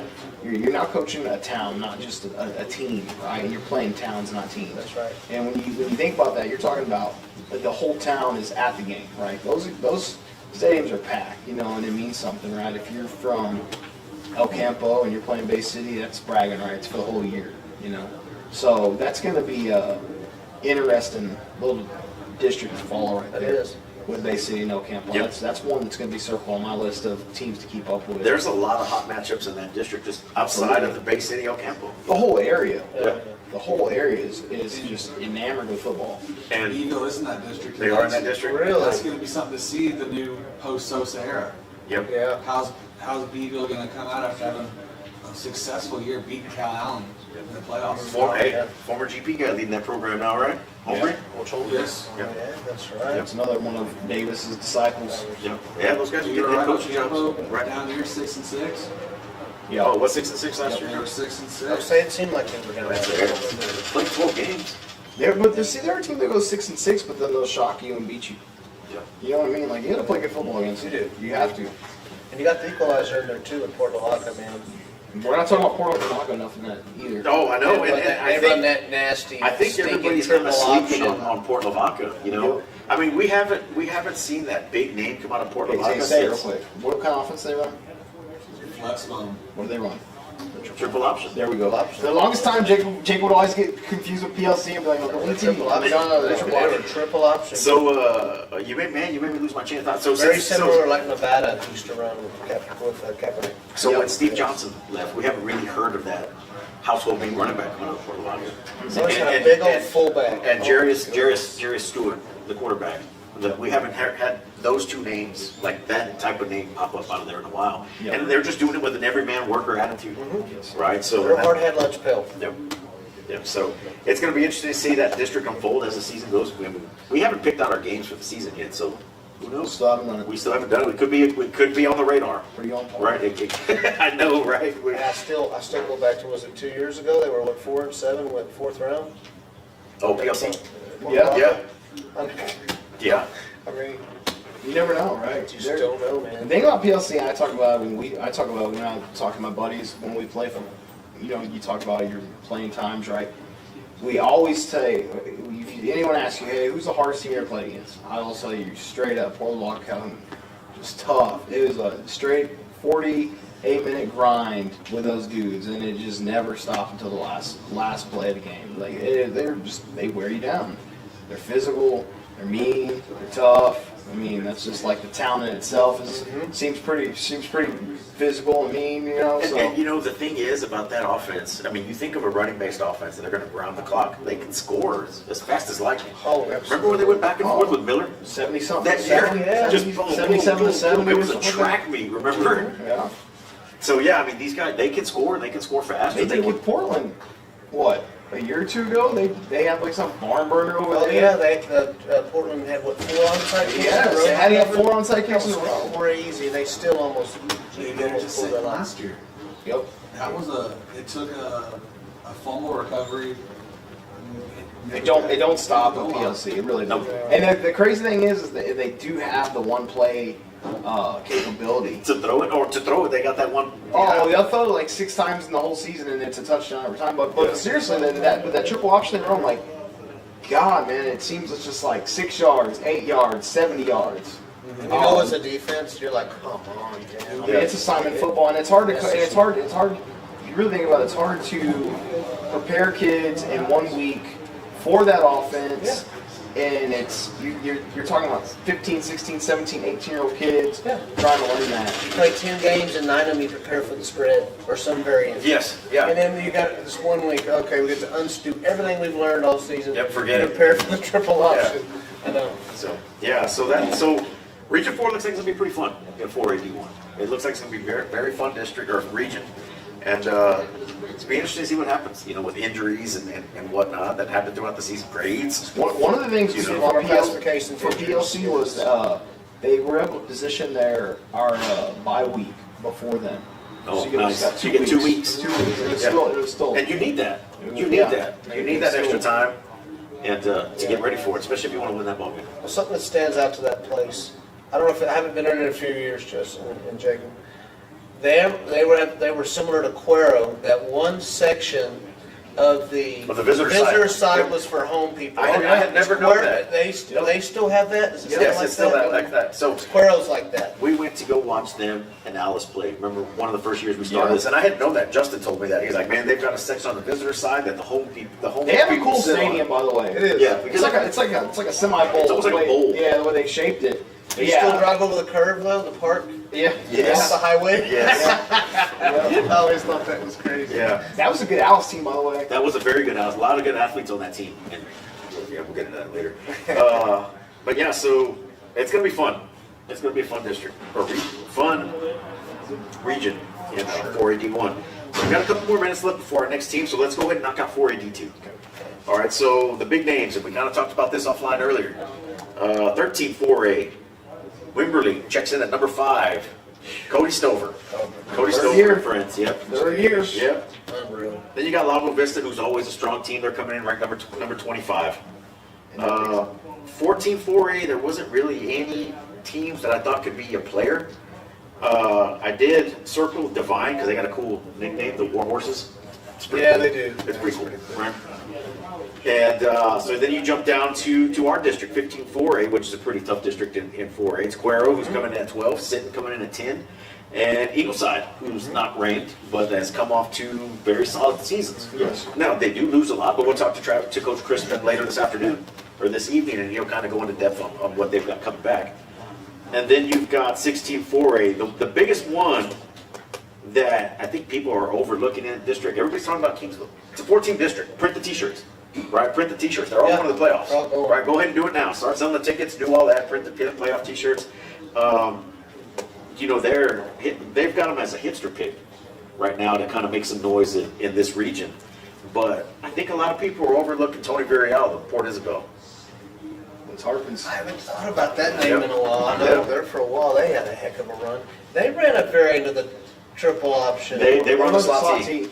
They run the slot team. Was They're part of the okay, slot I team remember. mafia. Yep. So So- okay, I remember they were ground and pounded. Ken Martin, if you're watching, we're giving your Tarpons some love. They're going to make some. They're poised to make some noise this season. They've got a strong class coming back. They got a lot of returners coming back. I think this is Tony B's 3rd year back in PI. Tough talking Tony is what they call him, right? So he's taking that team to the state semis. They lost to Sealy in '94, who eventually went on to one state. Sealy had that. They had Quarterback. 3 years. Yeah. 3 years of state champs. Yeah, in that little run. So they lost to them eventually. And then they just always had kind of the same thing as Port Isabel. They have those kids that are going to work hard for you. So keep an eye out for I think Port it's crazy. You used to talk about where Kingsville was a year ago before they got the new staff come in, and now you're talking about them making some noise in that region. Shows you how much In a credit they gave them off last year's run. Yep. You know, of what they showed they can do, and the athletes that they were able to showcase last year that we didn't even know about going into that season, other than the fact we had a coach on. He talked about them and kind of opened our eyes a little bit to what's going I on like there. that in coach. I'm Kingsville. having names, guys. Ruben Garcia. Hey, I like the way I just saw a story about him, and he just caught my eye. It was just kind of I like very inspiring speakers, people that just kind of grab your attention. And I just kind of watched a little bit about him, and I was impressed. He doesn't grab it with his voice. He's gonna grab it with that outfit. Yeah. So he was named as one of the top 40 under 40. Absolutely. And think That's about where his- I knew he looked for me. Yeah, no, I mean, think about this. I like him. Think about his background real quick before we move on. He coached up at Crosby with Coach Riordan, who's now over in Chapel Hill, out of Tyler. Then he coached with Coach Evans, was the OC during Andrew Body's run, and then he hopped over and took a head coaching job and turned around foul And people rather thought quickly, and then he people made a splash thought last year. when he took that job, they were like, "Why did he take that job?" He turned foul into a playoff team. Yep. He turned foul into a which is a baseball town, Yep, right? no Foul doubt is the jerseys, man. 100% baseball. Yeah. Fouls made the playoffs 2 years in a row. First time since 2003 that's ever happened. Yep. Wow. It's a culture change. Yes. And they lose a big part of that in Renee Martinez. Yeah, they do lose Renee this season, right? Because he was their workhorse. So it's gonna be interesting to see what happens with foul. But yeah, so Ruben, he's won it so far. He's won everywhere he's gone. Yep. He's having to turn that culture around in Kingsville because Kingsville's been kind of in turmoil. It seems like they're going after coach after coach. They chew up their coaches and they spit them out, right? So and now to finally have that stability, Ruben has shown that he can build a team and get buy-in from the community, and I think they're all loving him down there. Yeah, absolutely. So it's going to be interesting to see what Kingsville does do in this region. Right now, the pick is Wimberley over Cuero. I can get down with that. Wimberley. I mean, Cuero loses a lot. Cuero Yeah. loses a lot. What do they got coming back, Blake? They have 23 coming back. Okay, what about the starters? 5 and 7. Oh, okay, maybe they didn't lose as much. They lost the quarterback. They were 12 and 1, and They lost the running back. Cuero's a team that's plug and play, man. Yeah, you're gonna have play there, size. you grew up in Cuero. There's a tradition and standard to uphold. Those kids probably Yes. played at 4 years old and all the way until now. So it's plug and play in You're gonna have Cuero. size, speed, and athleticism. Every You're year. gonna have that in Cuero. They have a very all those kids probably have a cousin in Shiner Yeah, or something, right? That whole Allenville, that whole little area right there, right? Edna, Victoria. Hallettsville. Yorktown, not Yorktown, Yoakum's right up the road from there too, isn't it? Yeah, so it's that whole. Hey, Girl Yoakum, that used to be the. Cause it was the Brookses that grew around Sean here. So it's gonna be, Hallettsville. And Hallettsville too, yeah. yeah, so Cuero's got a very interesting non-district schedule. They've got Miller on the schedule. They've got Harlingen on the schedule. They've got Columbus week 1. I mean, we're talking about Sinton's schedule, who's got a very tough schedule. That's a very tough schedule as well, you know. No, not my birds. Is Columbus still? I haven't really heard a whole lot about Oh, Columbus. you know, so Columbus, for those of you guys who don't know and don't follow, so just that's the hometown, the birthplace of the legend. Justin Vieira. Birthplace is Corpus, but I immediately moved to So want he people to claims, get twisted. he I claims claim Columbus is Columbus. home, right? So they have the Schober brothers, who are a staple there. There's a huge restaurant and family. The whole family's from there, right? Adam Schobel Played eat there at the restaurant. went on to TCU, Yep. played with the Broncos, won a Super Bowl with the Broncos. Now he's back coaching. Now he's coaching his son, who's the quarterback there, who just committed to TCU.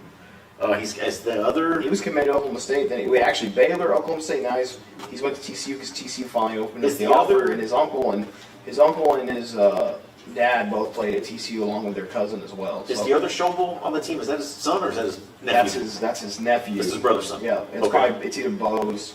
I think it's Bo's son. 'Cause you had Aaron, Bo, and then you had what was the other one? Aaron, Bo. I can't remember the third one, but 2 were brothers and 1 was a cousin. And their family owned the Shoal restaurant. All 3 played in the NFL. A couple of them played for a while. One just had like pretty much a cup of coffee for a year or 2 in the NFL. But you know, Columbus at the time, if you look it up, Coach Baluta, when we were there, it was Coach Baluta. He ended up going to Schulenburg. They made runs against Sealy, Cuero, and LaGrange up going to state. They were a powerhouse. And then they kind of fell off for a while there. When Coach Baluta went to Bernie, when we moved here to Portland, they were kind of down for a long time. But Coach Schobel came back 4 years ago. I think Seems it's like been it seems like they started winning right I think away. it's been 5 years ago. They immediately started winning again, and now they're getting to where they're like right there on the knocking on the door to get to state. So now the interesting piece to Molina that. knocked him out last year, who had a really good team as well. So. And Schulenburg hasn't really been good since. No, it's been a while. It tells you it's the person. It's been a while. It's the culture. So the little wrinkle there is the most prolific player in 6-man football just transferred to Columbus. Yeah. Can't remember his name. I can't think of it. I can't think of his name either. But I heard that kid had transferred, but I didn't know where he transferred to. Columbus, all bets are off. They're going for that state I title. watched the state. They are going for that state title. Her dad got a job at the restaurant, and they gave him a house. He's washing dishes. I don't know. He got a free house out of it. Dude, don't start Just rumors, kidding. dude. They're gonna quote. You know what? NIL, dude. Doesn't That's matter. when you know we made it. If they quote that, then hey, well, we heard on the Sunday Yeah. Football podcast that he got a house He and won we 2 made or it, 3 dude. state titles, that kid. He's won every year, 3. Okay, so he won 3. That's what I Yeah. thought it was. 2 at different schools. So he won 1 at one school, 2 at another They school. can guarantee a state title and help fund that house. Was it one Benjamin? Was it? Was it that kid from Benjamin? And purple and black, maybe. I think it's Benjamin. Nah, they're white and blue. They're white and blue. No, it wasn't Benjamin. Benjamin's purple and white. I thought his team was purple. I don't know. We Oh have to my- look. That kid you're thinking of, Use your that's phone. not playing this year. Use your phone. Like find it on your phone instead of using the magazine. It's not gonna be in the magazine because it just happened. Yes. It just happened like a couple weeks ago. I heard my son Brandon. I sent it to him immediately when it popped up that he had transferred over there. He's won 3 state titles, 3 6A man of the years. Yes. I think he's got a college offer Yeah. already. One man record. Yeah. So it's gonna be interesting to see how. I mean, there's 5 more guys on I the mean, field. Adam Schobel's they got him pegged as the #1 quarterback in Texas. Grayson Rigdon. Where's he There from? you go. He was, it is that kid from From Benjamin. Benjamin. Okay, they're purple and black, right? Benjamin. That's Yeah. what I thought. Yep. Yeah, I Grayson think you're thinking of Rigdon. Richland Springs. Richland Springs is cooler. Yeah, I thought it was He from at- Benjamin. He was at Strawn and Benjamin. Yeah. See, he won 2. I That's what I covered said. him He won a last year, title. So I One title mean, at 2 different schools. what do you Forgot about Potentially a 3rd. So that dude's gonna be an athlete as a receiver, running back for them. Yeah, You know he's it. gonna. Yeah. Because the story was that he was going to forgo his senior year and enroll early, and now he transferred to Columbus. Why did you choose Columbus? Because of I have no clue. good food, the name? Good food. I honestly had no clue because when I looked it up, where that his town was, it's pretty far away. So I Well, don't Benjamin's know. up going to Lubbock. Yeah, it's West so- Texas. We went through there. We actually went through there taking my daughter to visit the Tech, and I was like, hold on a second. These boys are always good at six-man football. My wife's like, of course you pointing that out. Yeah. So this one's going to be pretty fun too. You know, Sitton came home, and so we're not going to have the Pirates on today. We were trying. Coach Troutman's they don't start practice till 6 p.m. So they're getting out at 7 something. He was going to try to make it at 8, but we would have had a lot of air to kill for him to show up. So we're going to try to reach out to the Pirates, get out there, do something there nice, because we still haven't got that tour, Coach Troutman. We still haven't got it. We're waiting. We've been promised. We're still waiting. So maybe we'll get out there, set up shop now that we've got this I wanna see it wonderful too. mobile studio now, and get out there and talk to Well, those we're gonna guys. have them. We're gonna have the Sins gonna have their own. Yeah, they're gonna have their own show. Their own right? 8A They show will have their here own at show some with point. SGP, the Battle Yeah, 181. Absolutely. So we'll see. Fun. But so this one should be fun to watch too. Region 4, D4A, D2 should be pretty fun to watch too. Right now, let's go ahead and take a break. We've got our next team waiting.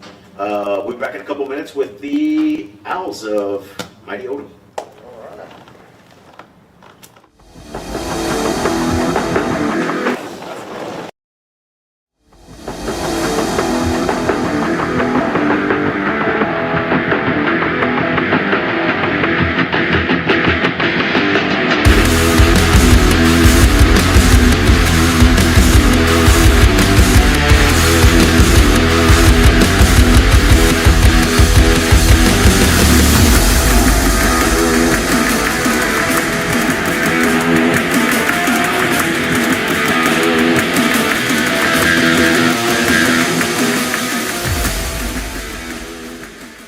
Hi, I'm Brian Williford, president and owner of Al Williford Chevrolet in Portland, where we've been family-owned since 1984. One word that we love around here is community. We have a heart for the coastal bend, which is why we value people first. Whether you're in the market for a new Chevrolet or a quality pre-owned vehicle, our friendly sales professionals are eager to help. We also have an amazing full-line service department featuring genuine GM parts and accessories to keep your vehicle running and looking its best. Plus, for life's accidents, we have a fantastic collision center where we repair all makes and models and work with most insurance carriers. Remember, when you buy from us, we're not looking for a one-time sale. We look forward to building a relationship together for years to come. Thank you, and we invite you to join the Al Williford Chevrolet family.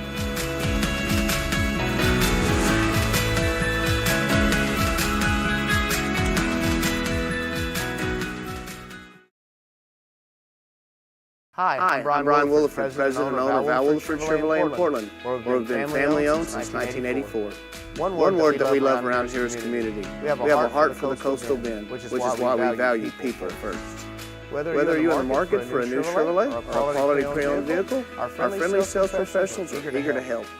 Remember, when you buy from us, we're not looking for a one-time sale. We look forward to building a relationship together for years to come. Thank you, and we invite you to join the Al Williford Chevrolet family.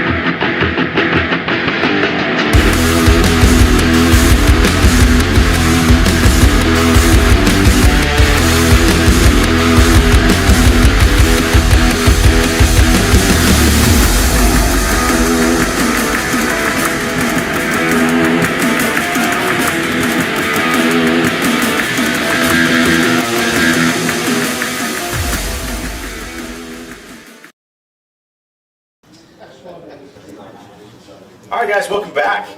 Joining us now is Coach Armando Huerta of the Odom Owls.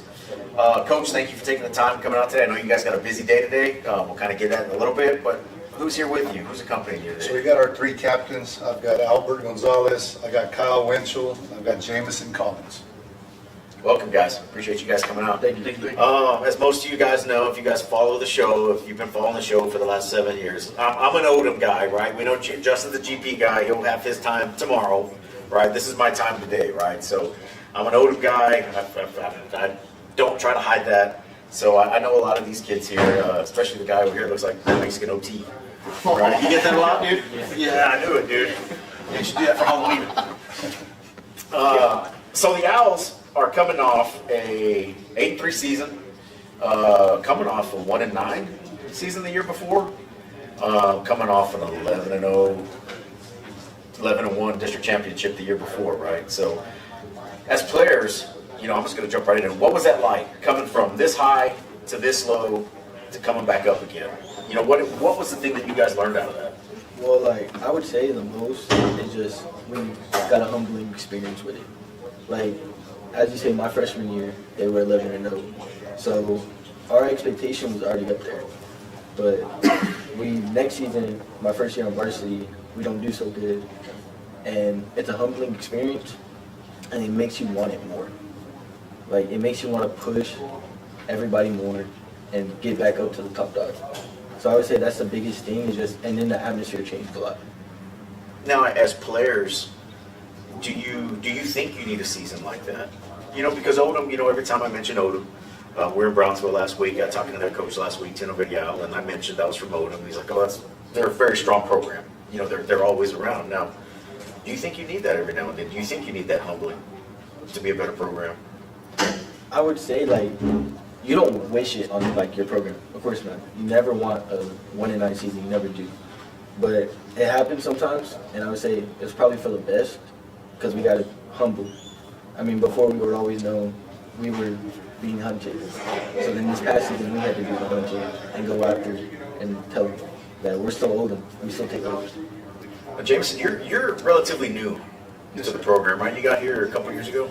You got here last year. And if I remember right, you didn't play football growing up, right? Am I right?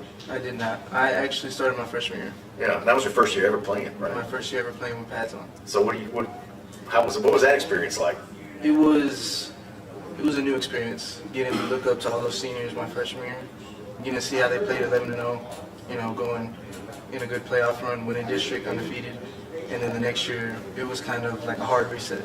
But it kind of showed us like what adversity was, and the responsibility I got last year of being a part of the defense and having to bring that back, having to bring back Odom's like reputation of always dominating, always winning district, you know, always making deep runs in the playoffs and all that. So I think it was very fun. It was very hard, but it was fun, and I enjoyed it. So when y'all came off that 1-9 season, right? Season's over. It ended. What did y'all do specifically as players to say we've got to right this ship and get it going in the right way? What did y'all do as individuals and as a team to get back to where y'all finished, what, 8-3 last year or 8-2? What was it that y'all did to hit that grind? I mean, you gotta get people in the weight room, have accountability. You know, you gotta get people going. You gotta motivate other people, get them in the right track going. You know, just keep on going forward, and building muscle, learning the plan, and you know, execute the plan, is what this always says. I would just tell from my standpoint, we really had to figure out, is the system broke? Do we got to revamp this whole thing? Do we got to change everything? Or was there some just details we needed to fix? And at that point, we decided it was the details that needed to be fixed. So we worked on, you know, third down defense, red zone offense, special teams. And between those three things, it was the difference. You know, the commitment to the weight room, the off season, the summer, none of that changed. But I will tell you, going back to that, right, every year the expectation's there, but it's always a new team, a new group of kids, and is the commitment and the work ethic matching the expectation? And I think that 1-9 season, you know, we got to look back and question that, but like they said, I mean, it's a humbling experience, going from being hunted to now being the hunter, but they committed to the work, and they always have. And this summer, it's no different. Like, we had 50-plus kids there every day. We did the 7-on-7 circuit. We did all that stuff.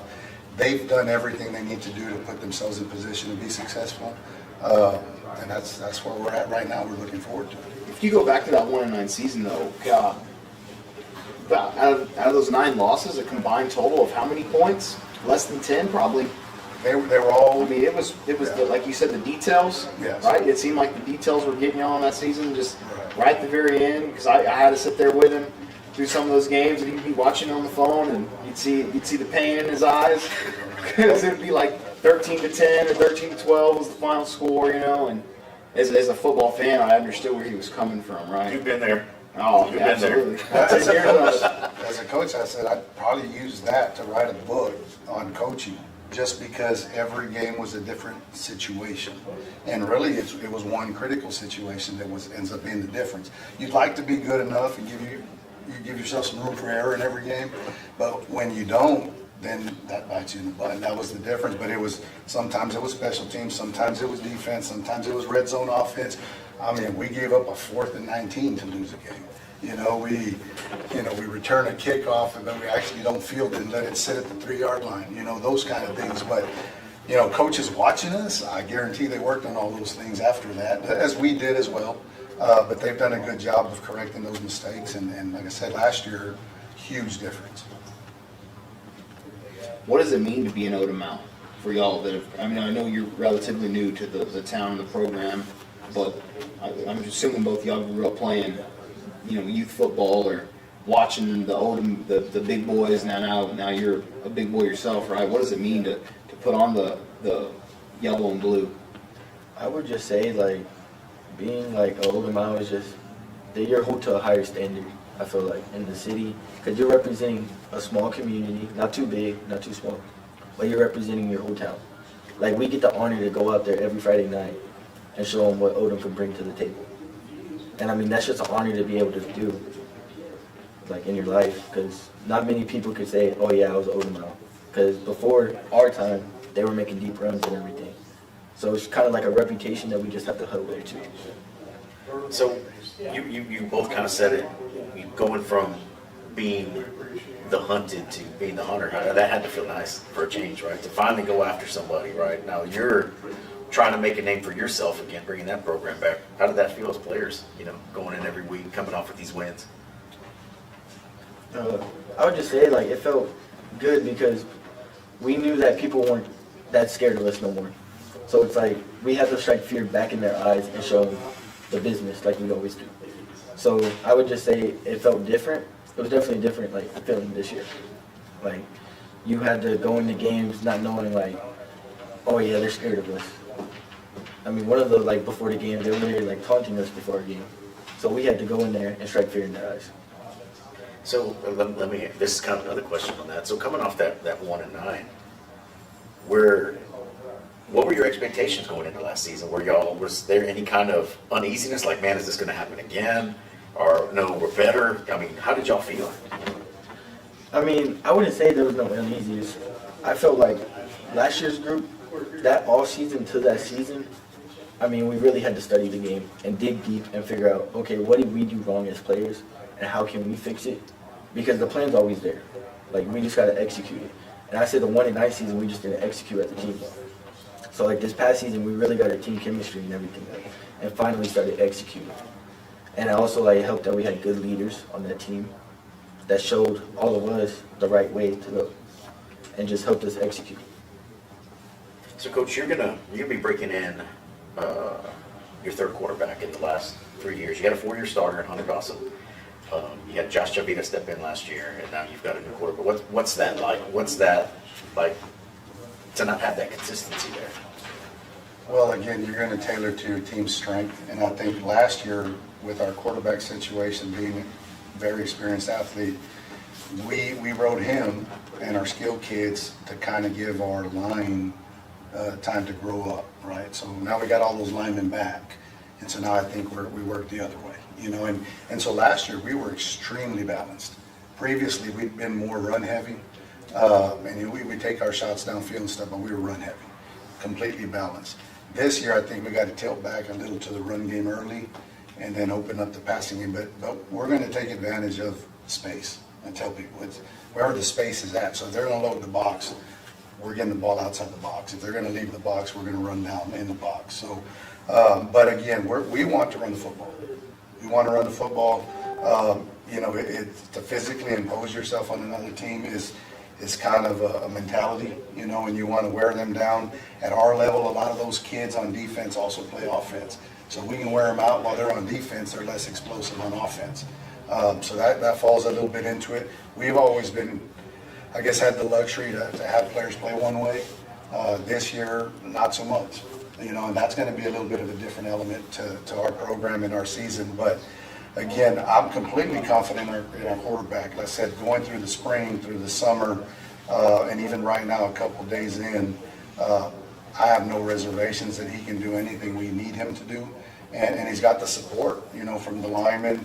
We got some great skilled kids, and I think they fight for each other well enough to make it work. No. I had a question and I lost it. I'm thinking about it the whole time, and then I'm getting engaged in your answer, and I'm like, man, what was I going to ask? So I remember now, going both ways. Kyle, you play tight end and you play linebacker. Yes, sir. Right. So Jameson, you go both ways. Running back, linebacker. Okay. And you play both sides of the line, or you just play offensive line? Just offensive line. Okay. So what do you guys feel like you have to do to get ready to go both ways? I mean, you're playing almost every snap of the game, right? So. I would say, like, it definitely takes track during after football season's done. Like, just not cheating yourself out of reps and everything. So, like, when we condition, like, do more, push yourself to pass your expectations and your abilities.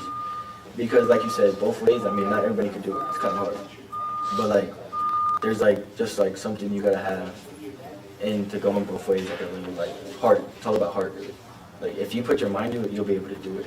And I think that's what helped me so much is that, like, I put my mind to, oh, my team needs my help. Like, I have to do a job and execute. I will just to touch on that. All three do play both ways. They won't leave the field on defense. Those are two of our three linebackers in a 4-3 defense. He's our starting right guard on offense, but he will rotate in a defensive tackle. He will play running back, and then, of course, he's our starting tight end.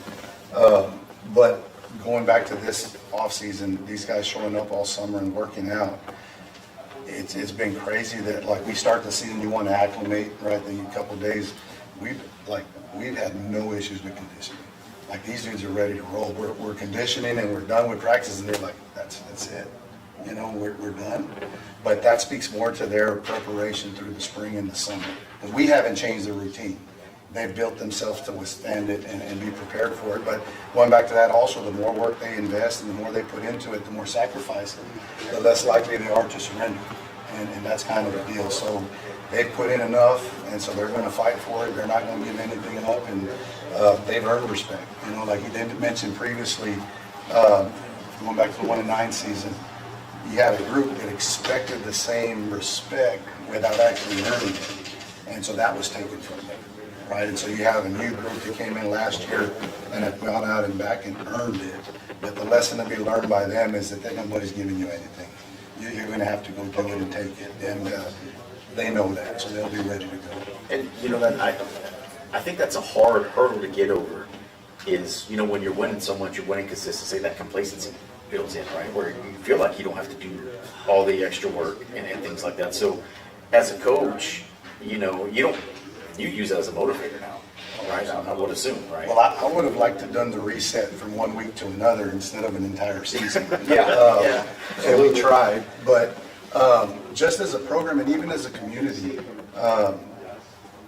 you know, even so after that 1-9 season, like, we had just won for so long that you just, I don't want to say you feel entitled, but you expect it, and I don't want to say it loses value, but like, it's, man, everybody's won, right? And so all of a sudden you don't, and you realize, like, dang, this doesn't happen all the time. Like, we don't always win, and we're not the champs, you know. But anyway, so last year they come back and do it, and it's like, I told the coaches, man, you better enjoy this one because you just don't know. We've always taken it for granted that it's going to happen again and again and it didn't. So now we appreciate the success we had last year, and we're not letting our guard down.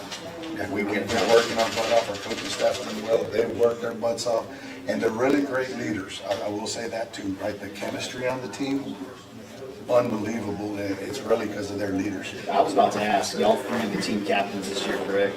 Yes. So how do y'all hold yourselves to be accountable for your teammates to look up to you when you get in a bind? When you get into a season, it might be a tight game, you know. What is it that y'all done to be able to get your buddies, your peers to look up to you and ask you, hey man, like, you're a team leader, you know. There's a guy on that team that's going to look at you for help, you know, in a tight situation. What is it that y'all done to earn that respect? I try to pick everybody up. I see everybody looking down at the ground. I see everybody looking at the score. Like, the score's still 0-0. You go into the half, it's like 49-24, you know. It's not what you thought it was. Don't matter. You still got another half to play. The game's never over until it's actually over. You got to keep going and keep going until you got nothing left in the tank. You know, just keep pushing. It's resilience is what matters most, I feel. Yeah. Well said. What can we expect out of you guys this year, Coach? Our best. We expect our best, and I can tell you that we put a schedule together that we feel we can be competitive.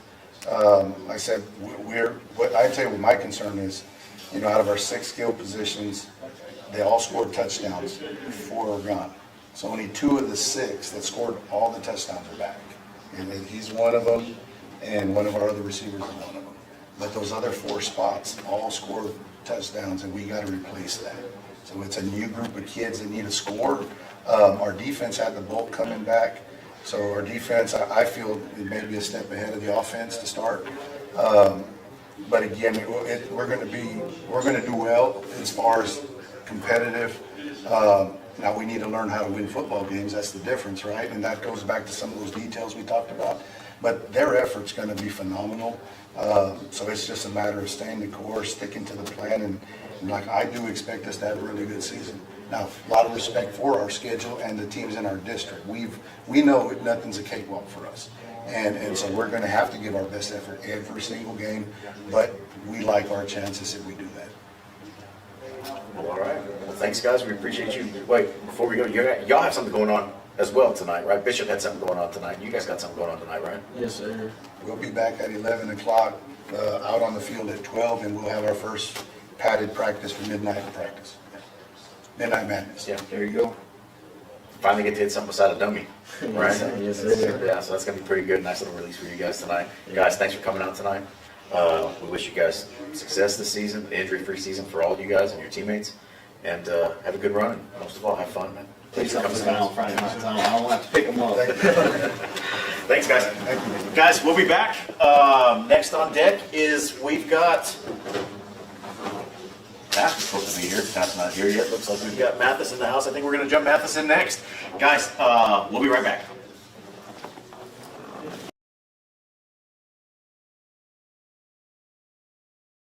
Hi, I'm Brian Williford, president and owner of Al Williford Chevrolet in Portland, where we've been family-owned since 1984. One word that we love around here is community. We have a heart for the coastal bend, which is why we value people first. Whether you're in the market for a new Chevrolet or a quality pre-owned vehicle, our friendly sales professionals are eager to help. We also have an amazing full-line service department featuring genuine GM parts and accessories to keep your vehicle running and looking its best. Plus, for life's accidents, we have a fantastic collision center where we repair all makes and models and work with most insurance carriers. Remember, when you buy from us, we're not looking for a one-time sale. We look forward to building a relationship together for years to come. Thank you, and we invite you to join the Al Williford Chevrolet family.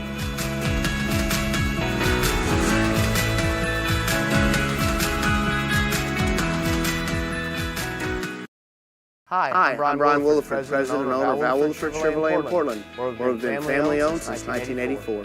One word that we love around here is community. We have a heart for the coastal bend, which is why we value people first. Whether you're in the market for a new Chevrolet or a quality pre-owned vehicle, our friendly sales professionals are eager to help. Remember, when you buy from us, we're not looking for a one-time sale. We look forward to building a relationship together for years to come. Thank you, and we invite you to join the Al Williford Chevrolet family.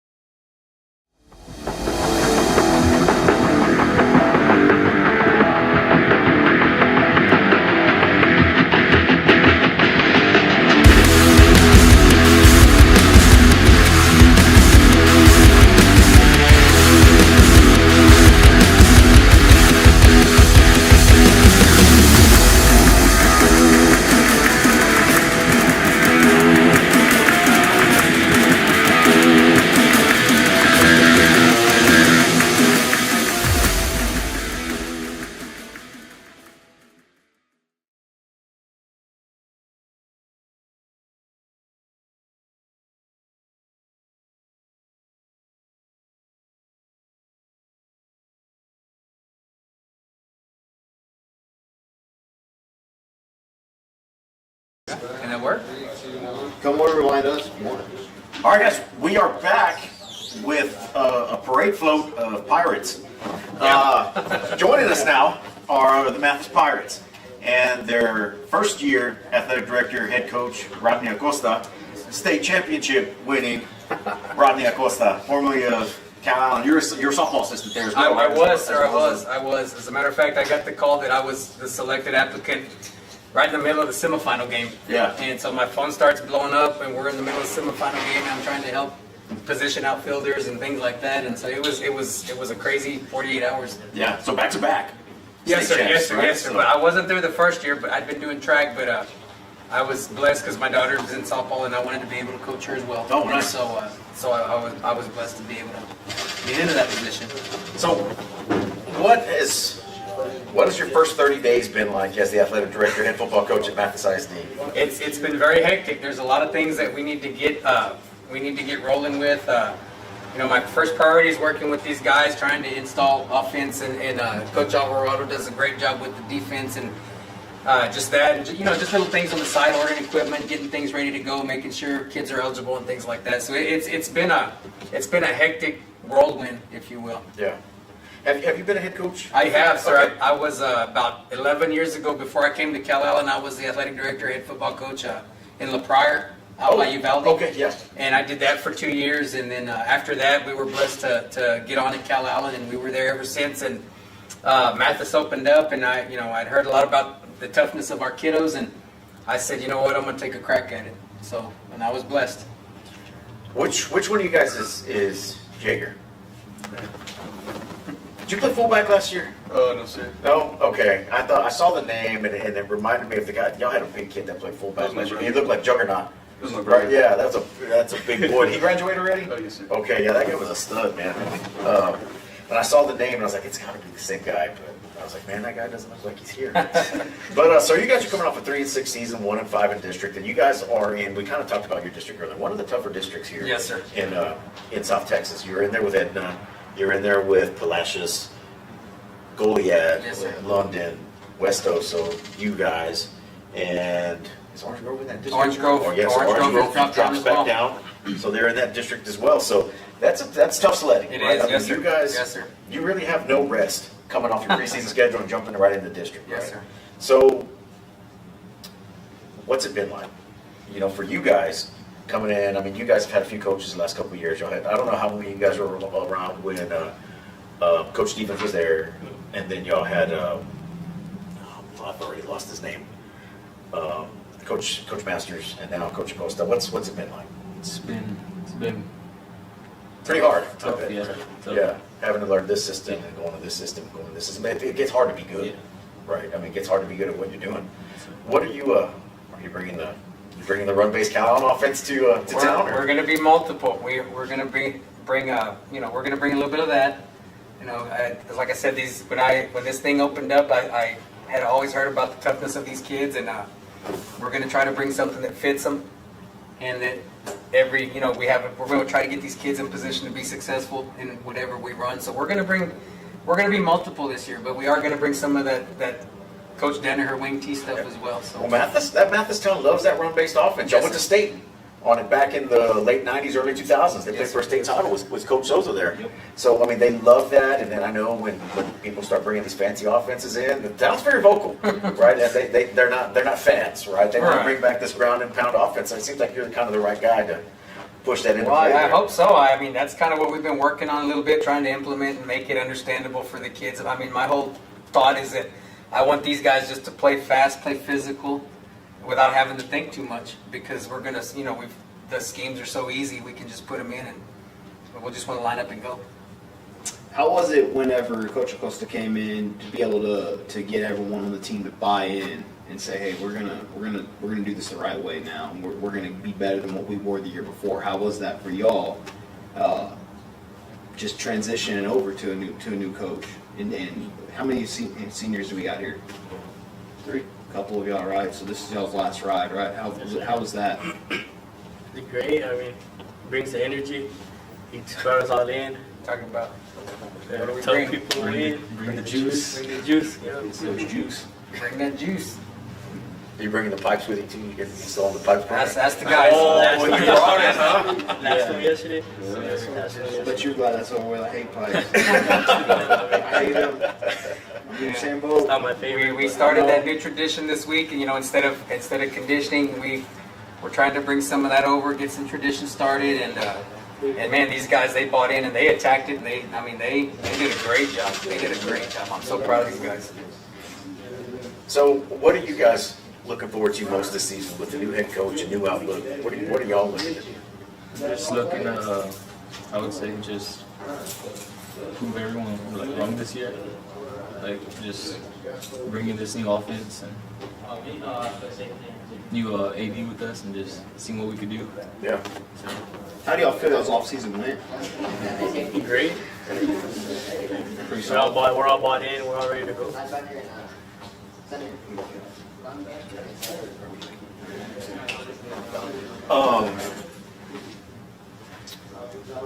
So in the past, you guys were you guys a run-based offense last year as well? just a little bit of both. A little bit of both, so y'all kind of an even keel. So how do you guys feel going into this ground and pound kind of? We're gonna sock it to you, smash mouth football. We're all in. Yeah, We're all bought in. Yeah. It's fun, right? It's fun hitting It's people. just Yeah. all these different plays and just everything we could do. And then, I guess when you come off a season like you had last year, right? And you got a new guy in the building, what is it that you're gonna do that game one to like set the tone of like, hey, we're here, like we're gonna bring the juice, as coach would say. What does bringing the juice mean to y'all? Just showing up every day with Your attitude. energy, a lot of energy, and just energy. work ethic, I guess. Yeah. And, just going 100% every day. So the thing about Mathis is just like we kind of said it. It's historically known that these kids are going to work hard. That you guys are going to work hard. There's 3 seniors amongst the group of you guys, so you guys have seen it all, right? You've seen that. You've been through the coaching changes. You've been through that. Now it's kind of you're kind of going back to where you guys have been before, right? In junior high, I'm pretty sure y'all everything was kind of aligned, right? So you had that run-based offense, and now you're back to it again. So it's kind of familiar, right? So the biggest thing you guys gotta have to get over is the mental aspect of it, right? Because I mean, you've been told, I mean, you read it everywhere and things like that. Where you're not good, you're not that good, and it's gonna be great, right? I had the older guys here just a little while ago, and they're coming off that 1-9 season, and then their big thing is, we went from being hunted to the hunter. You guys are the hunter right now, right? The balls are in your court. You got nothing to lose right now, right? I mean, you put your stamp on everything, and what you guys essentially, I know Coach here is in for the long haul. This isn't going to be a one and done, and he's out of here looking for the next job right away, right? So this is the path that you're laying the foundation for future Pirates, right? I mean, what does that mean to you guys?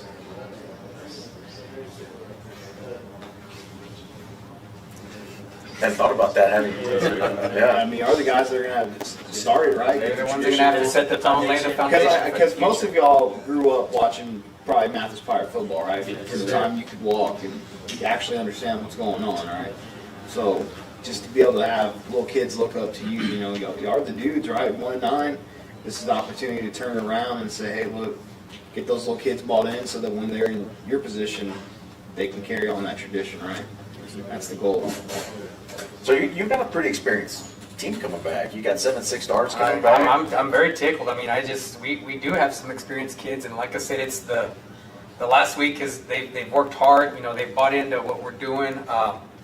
They're going to come at you, and it's good to have some experienced kids back in certain positions. I think Jagger was out. You were out most of the season last year, right, with an injury. And what an awesome thing that he's back, and just what you see right here, I mean, it's a good little core of players here. And so like you were talking about, we're going to count on those guys to kind of set the tone this year. We want to take it as far as we can, and set the tone for the younger bunch who come up and want to be like these guys. Yeah. And they have to realize that, hey, eyes are on you all the time, and so we want to put a good product out there for everybody. And you guys are young, right? So you've caught the tail end of the history that happened at Cal. that coach was able to work for the last 11 seasons and learn a lot. Yes, sir. Right, from Yes, two sir. legends of Texas high school football. Yes, sir, absolutely. Right, so I mean, you've got a wealth of knowledge right here that's gonna, I mean, set you guys up for success. Right, I mean, you listen to what he says, and the resume speaks for itself. Right, and I'm butting you up. No, I don't need that. No, I just, like I said, I'm just going to try to bring what I can and put these guys in the best position to be successful. And you know, all we can do is try to teach them what we know, and you know, they got to go out and get it. And like I said, going through the circuit this last, it's kind of a mental thing. You know, we want to toughen them up mentally for, you know, when those fourth quarters come around and we're feeling a bit tired, but then we're going to think back. You know what? We made that circuit. And this is where we're gonna beat teams. I mean, traditionally where I came from, you know, we were normally a second half team. Field teams out in the first, second, make our adjustments.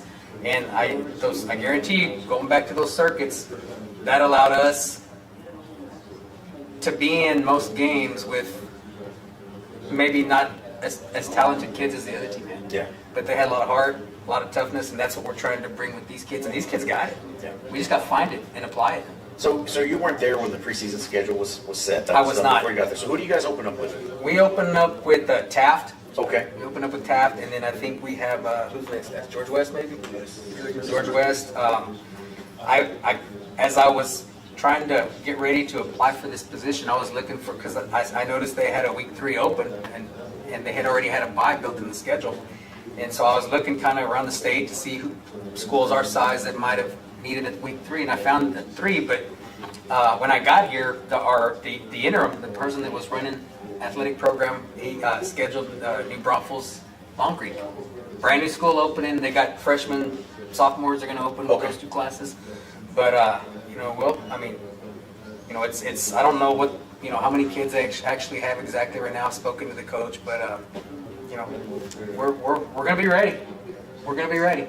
I don't create any bulletin board material, but you know, who do y'all look forward to playing against? Like, what's y'all's? Would you say maybe rival or? Used to be Odom, right? Odom's on the schedule this year for a while. Y'all have had Odom on the schedule for years. Well, there's our first scrimmage next Friday. Orange Grove. Oh yeah, that's right up the street, right? Yeah, so y'all grew up with those kids, right? George West. All our surroundings, basically. Yeah. All our surroundings. He's at Orange Grove with some anger. Oh yeah. You gotta tell me about that one, guys. Guys, so what do you guys want to get out of this season? Playoff run. What's the goal, right? Playoff run. That's our main goal.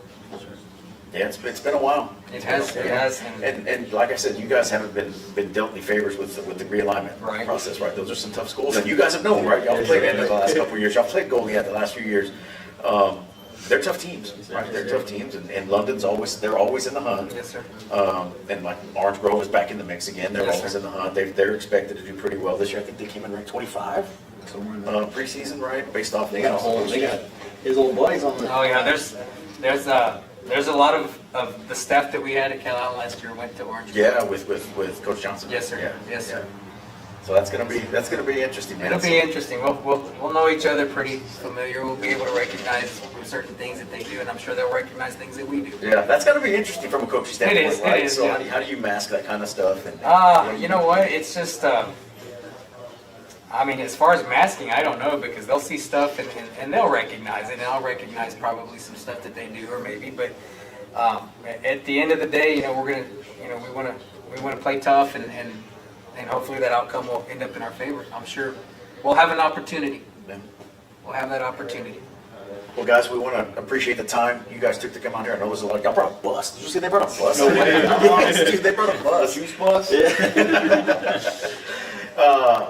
But thanks for coming out, guys. We appreciate it. Are y'all doing anything? Any kind of Midnight Madness? When is y'all's first scrimmage? No, we've already This started one? school, actually. Oh, really? Yes, sir. We started on the 31st. We're a bit on a hybrid schedule. We've got several four-day weeks built in, an intercession built in. It's been an unusual situation as far as scheduling. We didn't have any 2-a-days because the first official day as per UIL was Monday, and we started school on the 31st. Oh, wow. So we're just regular practice. It's just regular practice, yes, sir. Man, you jumped into a very unique situation. I'm telling you, I'm telling you, I'm telling you. But you know what? Having these guys, I wouldn't trade it. You know, getting to know them, getting to be around them, and you know, just kind of developing those relationships. I mean, we're beyond the point. I mean, I wouldn't trade this for anything. This is good stuff here. Well, congratulations. Oh, go ahead. Where's he gonna take out a dinner tonight? That's the real question. Somewhere, right? Canes, right? So Canes, right? We're talking about surfing crabs. I might not be the coach. Guys, thanks for your time. We appreciate you guys coming out, especially it's a Friday night at 7:30. We know Treaty Oak's in town. I know there's all kinds of stuff going on, right? I know somebody's got tickets, right? So, guys, thanks for coming on. Thank you for having especially us. on a Friday night. I know it's been it's been just trying to make contact with you. I know you've been busy. Oh, So yeah. I appreciate Oh, you yeah. taking the time to come back and answer us and coming out, right? A lot of folks don't know who we are. We've been up to Cal Island Yes, a couple sir. times Yes, getting sir. some awards, but we've never really had communication. So we appreciate you guys giving us a chance to come on. You got a couple of our guys, those little helmets at one Yep. time, and I told the guys about it. You know, you had some good stats this one particular week, earned like player of the Yep. week or whatever it was, and so we're hoping to earn a few of those Yeah, from you guys. try to earn one of those right there. Yes, So sir. That's the new one. That's the new one for this season. We change our Player of the Week helmets every year. Thank you to Elite Tank Solutions for providing those. And you know, it's a fan voted award, man. There's a lot of folks in Mathis, they like to get on the internet, man. So Yes. you guys get some stats on the game, submit it, man, and we'll get you up there. And see how you guys do. But good luck, guys. Hope you guys have a successful injury-free season, and good luck. Thank you, sir. Guys, we're going to take a quick break, and we will be right back with the Taft Greyhounds.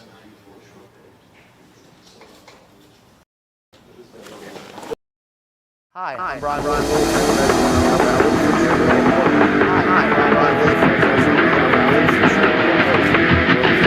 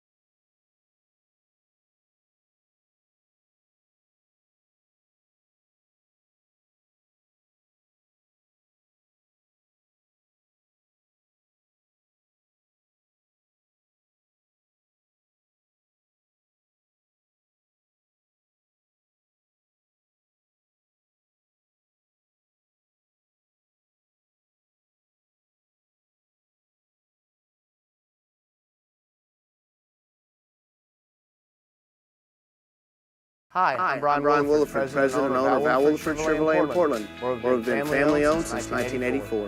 One word that we love around here is community. We have a heart for the coastal bend, which is why we value people first.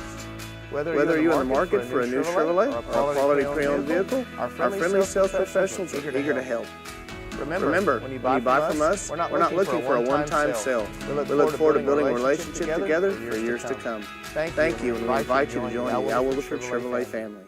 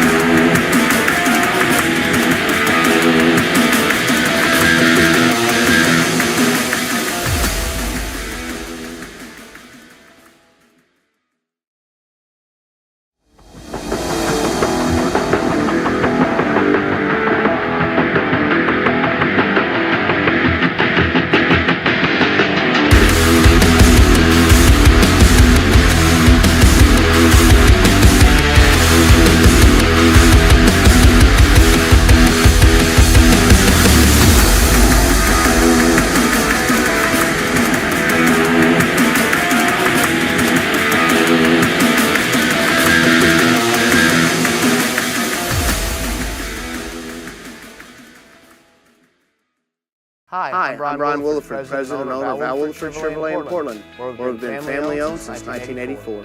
One word that we love around here is community. We have a heart for the coastal bend, which is why we value people first.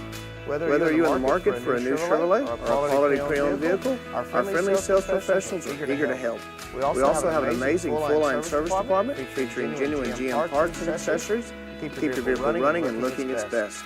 Plus, for life's accidents, we have a fantastic collision center where we repair all makes and models and work with most insurance carriers. Remember, when you buy from us, we're not looking for a one-time sale. We look forward to building a relationship together for years to come. Thank you, and we invite you to join the Al Williford Chevrolet family.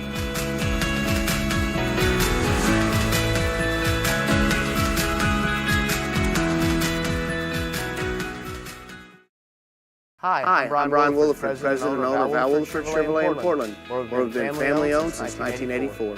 One word that we love around here is community. We have a heart for the coastal bend, which is why we value people first. Whether you're in the market for a new Chevrolet or a quality pre-owned vehicle, our friendly sales professionals are eager to help. Remember, when you buy from us, we're not looking for a one-time sale. We look forward to building a relationship together for years to come. Thank you, and we invite you to join the Al Williford Chevrolet family. Hi, I'm Ron Williford. I'm Ron Williford, President and owner of Al Williford Chevrolet in Portland, where we've been family-owned since 1984. One word that we love around here is community. We have a heart for the coastal bend, which is why we value people first. Whether you're in the market for a new Chevrolet or a quality pre-owned vehicle, our friendly sales professionals are eager to help. We also have an amazing full-line service department featuring genuine GM parts and accessories to keep your vehicle running and looking its best. Plus, for life's accidents, we have a fantastic collision center where we repair all makes and models and work with most insurance carriers.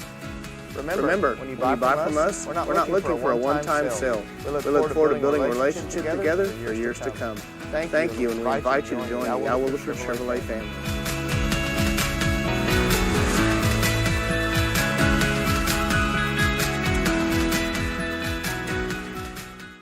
Hi, I'm Ron Hi, I'm Brian Williford, president and owner of Al Williford Chevrolet in Portland, where we've been family-owned since 1984. One word that we love around here is community. We have a heart for the Coastal Bend, which is why we value people first. Whether you're in the market for a new Chevrolet or a quality pre-owned vehicle, our friendly sales professionals are eager to help. Remember, when you buy from us, we're not looking for a one-time sale. We look forward to building a relationship together for years to come. Thank you, and we invite you to join the Al Williford Chevrolet family.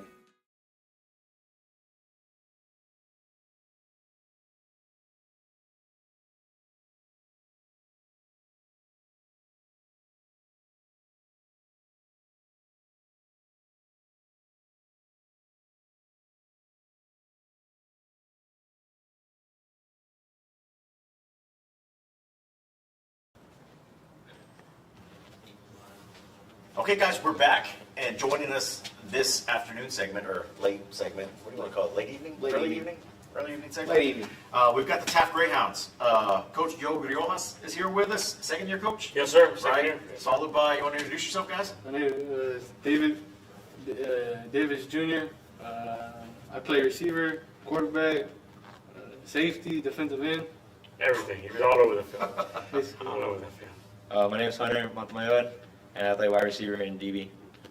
Well, welcome, guys. We appreciate you guys taking the time out. I just got wind. You guys just got done with an event, huh? Yes, we had an event at the school, Meet the Greyhounds, and we had little ones, and the band, and the cheer, and the volleyball, and we had all kinds of things going on. Oh, man, so it was just hectic. It's hectic, but it's fun. Yep. It's a blessing. It's fun to do things with the community with these kids, and I just love showcasing them and putting them out there, and you know, their hard work and their effort and everything that they do to me is times like our little Meet the Greyhounds we just literally just came from. And an opportunity like this is just a blessing to be with you guys and to have these guys showcase and have us showcase these Taft Greyhounds. I'm blessed. Well, again, especially with everything you guys have going on today, we appreciate you guys coming out here. I know it was an ordeal, right? Yes. It's everything coming out, so thank you. So this is Coach Griojas' second season, just like we mentioned here at Taft. You're a hometown guy. Yes, sir. Right? Born and raised? Yes, sir. Born and raised. Yes, yeah. Sir. So you came over from I was in London. You were in London for a number of years, right? Yes, sir. I was in London. Yeah. Yes, So sir. my wife and your sister worked together. Oh, okay. So that's how I found out about you. That's right. And, Yes. you know, I was telling That's right. I don't think when you got hired, I told my wife, and your sister hadn't known yet. Yeah. And she was like, no, Melissa said no. I'm like, he got hired. It's there. Yes. Right? So I told Melissa, how does he know? Right? You know, a lot of times it's hard to keep these things on a wrap. Oh, we're plugged getting in. text We're plugged in. messages, and I'm like, and I tell people, hey, we gotta not say nothing, you know, because contracts aren't signed and stuff like that. So. Yeah, and that's why one of the things we pride ourselves on is we don't break news because of those things, right? Anything could happen in a board meeting. Anything can happen with a contract signing.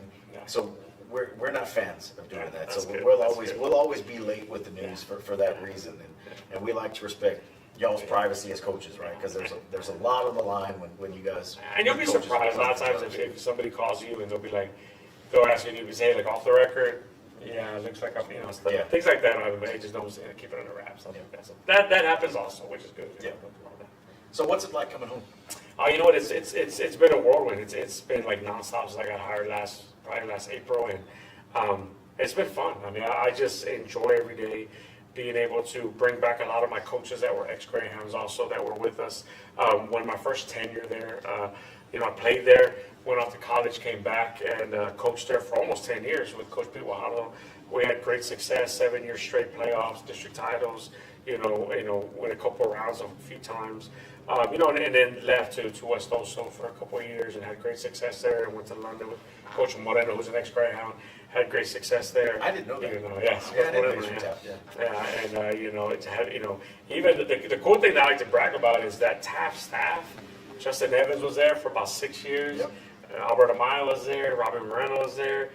We've got a lot of coaches that came through there that have gone on to be. Andrew Body's from there? And my boy Body's from there. You saw him last week. You know, he reached out to me during the year and said, Coach, I'd love to go back now that you're back and be there. You know, right after that stuff came out on Channel 6, I got all these text messages like, hey, I know he's from Taft. I go, man, he was our ball boy.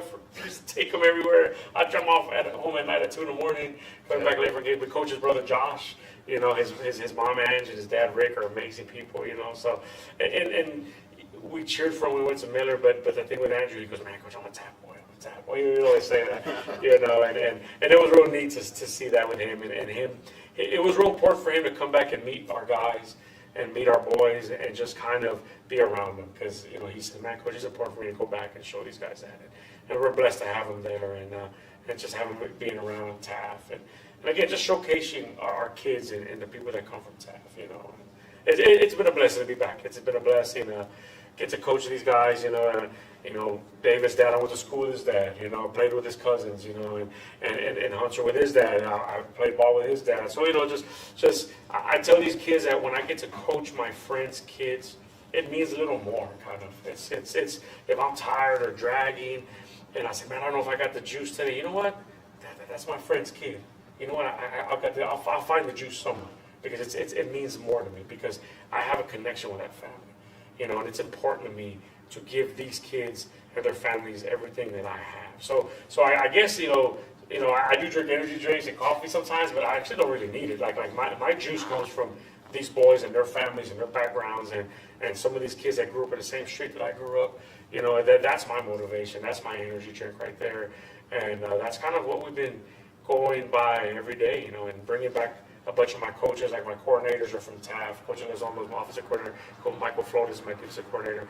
They're TAF Greyhounds, you know. So it means more to us, I think, you know, and that's important to us. And Coach Costello did a great job and left us TAF in a good spot. And my job is just to continue it and continue to go. So, Coach Castellano, right? You're coming off, when you're coming in, they're coming off that record season for the Greyhounds, right? First time in what? 40 years? Yeah, Something they going went to the quarterfinals. Yeah, it's been a while. My uncle, way back in the day, my uncles then went to the quarters. They beat Port Isabel. Hey, I don't know if I was born yet, but I always hear about that team, you know, stuff like that. So, and TAF's always had great athletes. You walked in, I mean, y'all have had a record-setting quarterback there. Yes. Y'all have had the Suarez there was a few years ago, was a player. We coached Jacob Termalen, who went on to go throw at UT. Went to throw at UT. Was an All-American, all Big 12, finished, I think, 5th or 4th. He just missed the Olympics. He just missed the Olympics, So, I mean, we've had some good athletes come through TAF that we've been blessed to have. Yeah, and then you had Enriquez, or was it Enrique Rodriguez? Rodriguez, our Is master, UTRGV? UTRGV, going to play football at UTRGV and doing an amazing job over there. And just a state guy, you know, and even David's ancestors, like my dad went to school with his uncles, you know, Joe Davis and Frank, and they led TAF to the state finals in basketball way back in the 70s, you know. So we've had some really good athletes that come out of TAF and do some great things, you know. And so it's kind of like every little town here. We got our jewels, I guess. I remember growing up. I'm an older guy, right? So I remember growing up, and it was the Dixons. Yeah. That were Nicholas Dixon. Nick and LeVar. I graduated with LeVar. Okay. LeVar. Okay. Yeah, me and him were best friends, and I went with Nick, and you know, they knew David and his family. We all hung out together, and yeah, I mean, they were stud athletes. You know, Verdell Murphy was a stud athlete. Michael White was a stud athlete. James Bowes, you know, David Brooks. I mean, we've had Jesse Torres. I mean, we just had, you know, countless guys from back in the 80s.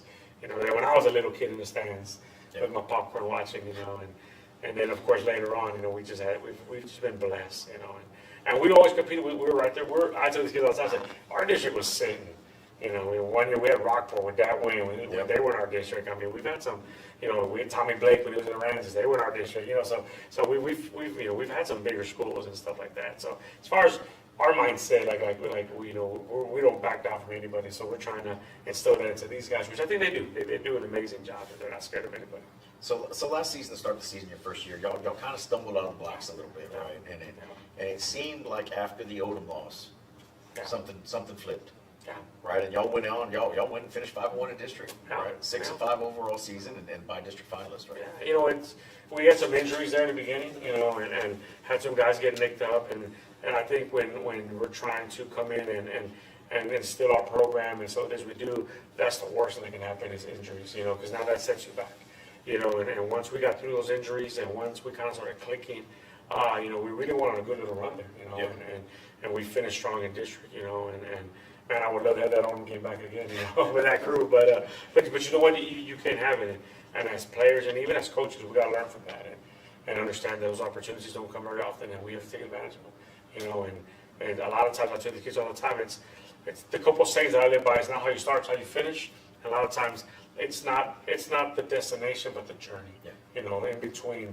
You know, and I think the journey of last year of getting to where we got to finishing runner-up, stuff like that. And then, in our district, it's very important where you finish in the standings because that lines you up with who you got in the first round. Yeah, and that's so very important. For those of you folks who don't follow, that first round, this district is the Valley District, essentially, right? Yes. So this is the lowest Yes. 3A district in the state.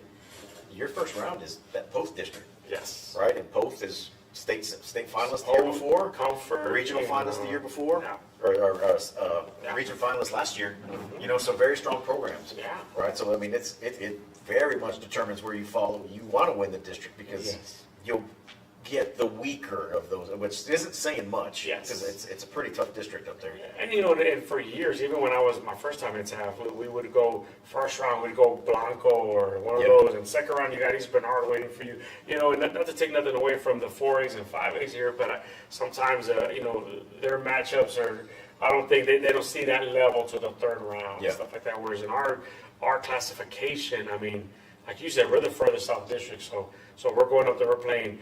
San Antonio, Central Texas, Blanco's a Central Texas team, they're closer to Austin than San Antonio. So those are the type of teams that we would face back then, and Comfort's way out there, almost a Kerrville. So, I mean, those are the teams that we're playing in the first round. So, how we finish is very important because it's all about matchups, and any coach will tell you, even when you have teams that are expected to go far, it's all about the matchups and how we match up to teams and stuff like that. And I think last year our first round was just a bad matchup for us. Other teams, I think, we would have done well with, but a lot of times it's matchups, and that's what they're in sport. I lost my train of thought. Oh, sorry about that. I go forever. No, I was just gonna ask, how was the off season for y'all going into this year? How do y'all feel like the off season went as a team? It was like we just had to just get too used to the changes and stuff, but it was good. I feel like I got used to it. Like now, we actually have them for off season. Yep. Yeah, I got used to it. And I got in work. Yeah, because you came in a little late last year. Yes, right? I came in right around April. Yeah, I would say having a full year finally. You're with the guys for a full year now. You got a full off season. How was that getting the transition? You're kind of, thumbprint on the program versus what Castellano and them had. I think it's a lot of times when you look at your kids in your program, at a school like TAV and Oldham, your best athletes play multiple sports. Your best athletes play everything, and these two guys you're looking at, you're not just looking at two first-team all-district football players, it's a first-team all-district basketball player, it's a first-team all-district baseball player, and both of these guys also made out South Texas. So they're multi-sport athletes. So my job as an athletic director is to make sure that I'm training them the right way to be strong and not get injured. We train these athletes a little different, and it's about flexibility and explosiveness and just trying to maintain. And they do a good job of getting strong or stuff like that, but they're in season all the times. And my biggest thing is not to make sure they don't get hurt.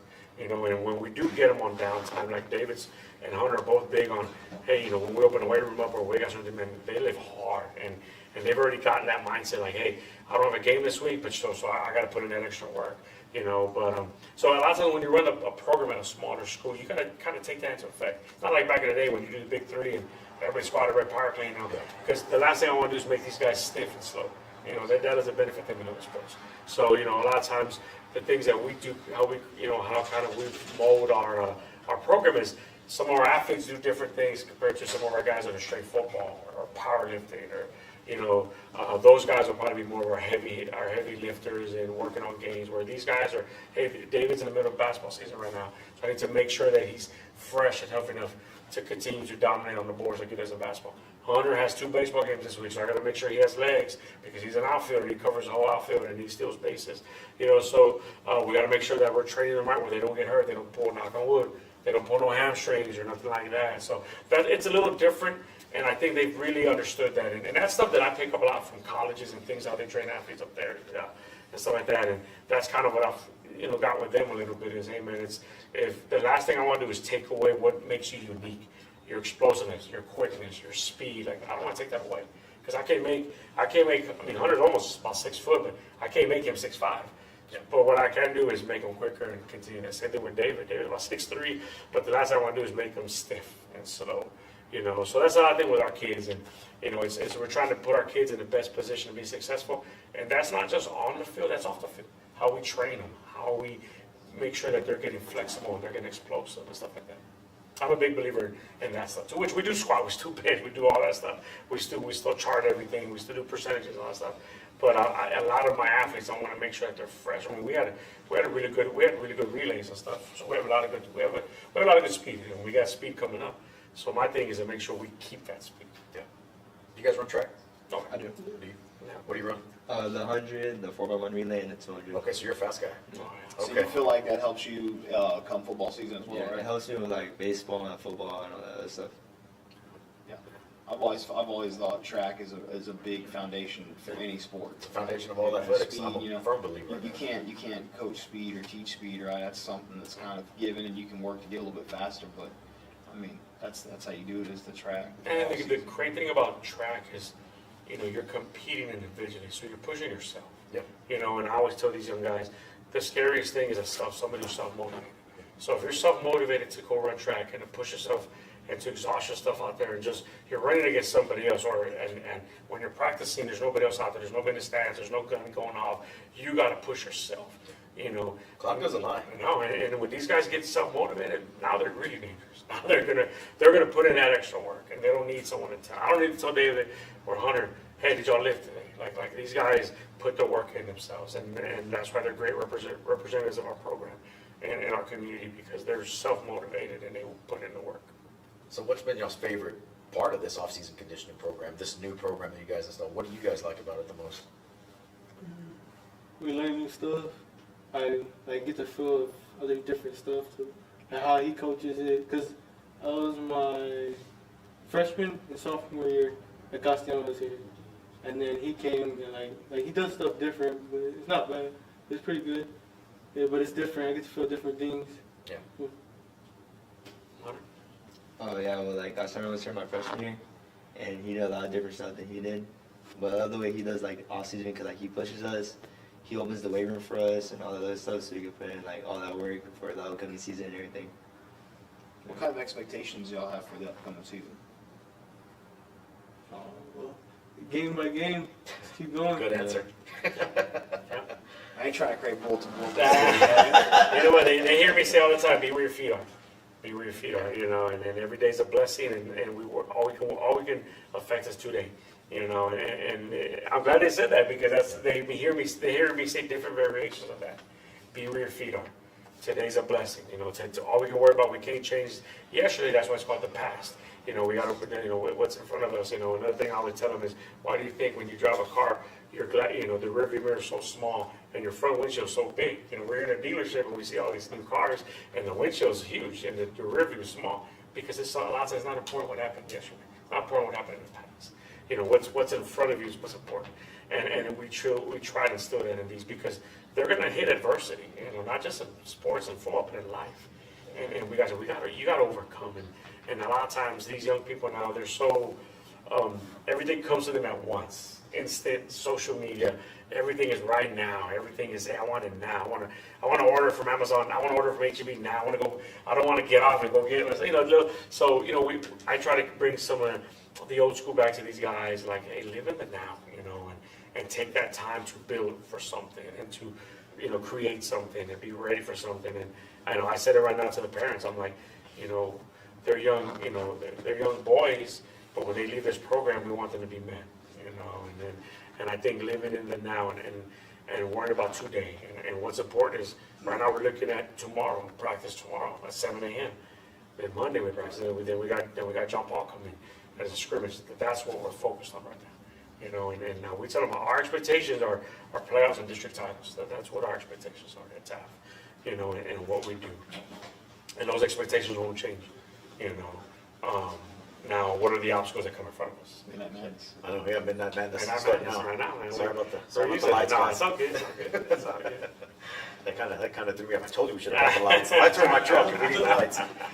We may take an extended commercial break after this one just to get the lights set up. Oh, yeah. But guys, I know Justin kind of hit on already. This season's coming up. I mean, you said you wanted the Odom game back last year, right? Yeah.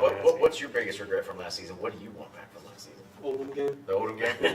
Hey, but you know and we had them on earlier, and you know they were coming off that 1-9 season, and you know it just relights the fire, right? You get that loss, and look what it did.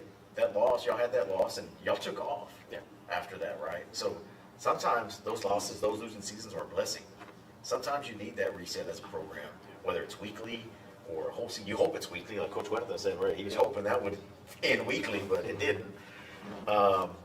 So that's good. That's good. It relights the fire, brings your energy back, and it gets rid of complacency, right? Because complacency is the evil of everything, right? You never want to get complacent in what you're doing, right? Because that means you're not growing, right? And if you're learning something new every day, you're getting better every day. New movements, new strengths, you're getting better. That means you're going to get better as a team, right? So just to piggyback off Justin, what are you all looking forward to this season? I mean, district championships, right? Playoff berth, but personally, what are you guys looking? To see how our team grows, how we communicate, because we're all young. The upcoming people are young, so our team's pretty young. So I want to see how that will work with us. Yeah, you lost quite a bit, right? You got 3 and 6 coming back, starters, right? 3 offense and 6 on defense, and you only got 14 lettermen coming back. Is that a participation number, or do you have a participation number concerns there? Or? Oh yeah, it's a lot. We're gonna ask a lot of kids to do things that we didn't ask them last year. You know, and that's always a scary thing as a coach. Like we didn't ask this kid to play both ways, or now you're going to play 60 plays on offense, or you're going to play 80 plays total, or you're going to play 100 plays total. You know, we're asking kids that we didn't ask that last year. But on the flip side of that is people like David. You know, some of these seniors that have, to me, I like saying they got skins on the wall. You know, he's gone through, he's been through a long playoff run. He's been to the playoffs every high school. You know, and people like David and some of the seniors that we have right now, and Hunter too. The one thing that I'm so proud of these guys, we have Andrew Martinez, who's also known as Milos Aldomar. You know, we have some really good Darren Sturgeon. Some of these seniors that are taking it on, taking the initiative of working with these young guys and going out there and hey, do this and hey, do that. You know, and I love seeing that right now. You know, they understand that we're going to be only as good as I'm not going to say you're only as good as your weakest link, right? Or to me, in football, your youngest. They're taking initiative because they know, hey, if we want to get you, we want to get you. Some of these young pups are going to have to grow up. You know, they're doing an amazing job right now of just being positive and helping these young guys and stuff like that. And these young guys are looking at them, you know, with they're listening because I tell them, I go, hey man, these guys got skins on the wall. These guys have been through some battles, you know, and listen to the Hunter. Even when Hunter was a freshman, I mean, he got moved up there for the playoffs and stuff. So him and like Andrew Martinez and Darren Sherry, these guys have been through some of these battles. You know, and these guys would be foolish not to listen to them or to feed off of what they can bring. And the same as a coach, I put a lot on them. Like, hey, y'all got to set the tone. Y'all got to lead practice. They do what you do. You know, they're going to see you guys, and you can't take place off of practice, and you got to bring the juice, and that juice will spread to everybody else with these young guys. And we got a young team, but we got some really solid, great senior and junior leaders that got skins on the wall, and they're doing a great job right now of bringing these young cats along. But it's also going to stop the coverage for later. And it will, and you know, we always keep an eye on tomorrow a little bit with the young cats, you know. But my main focus every day is to make sure that David Davis and Emilio and Darren and these seniors and Andrew and some of these seniors, hey, we're going to go out in the playoffs again. Like that's my focus every day, is to make sure that. I don't know what's going to happen because Coach Quetman does an amazing job at Odom. He's an amazing coach. And these coaches in our district, we have great coaches, Coach Bennett and George West. We have great coaches everywhere. They're going to have their kids ready. So it's our job as coaches to have these guys ready to make sure that these seniors go out the right way. You got anything, Split? No.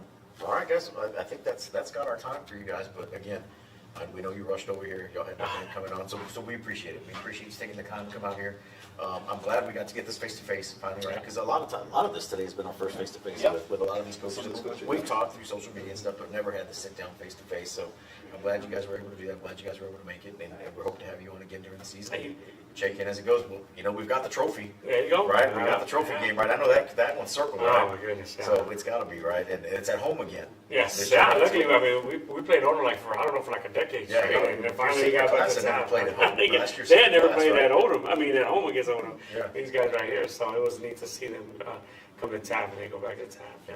And we appreciate you guys and everything you guys do for our community, for our schools, for the surrounding community of schools. I know your time is valuable, but you guys doing stuff like this is so amazing to these young guys. And I think the one thing that you guys can take away is you don't know how these guys can affect these kids.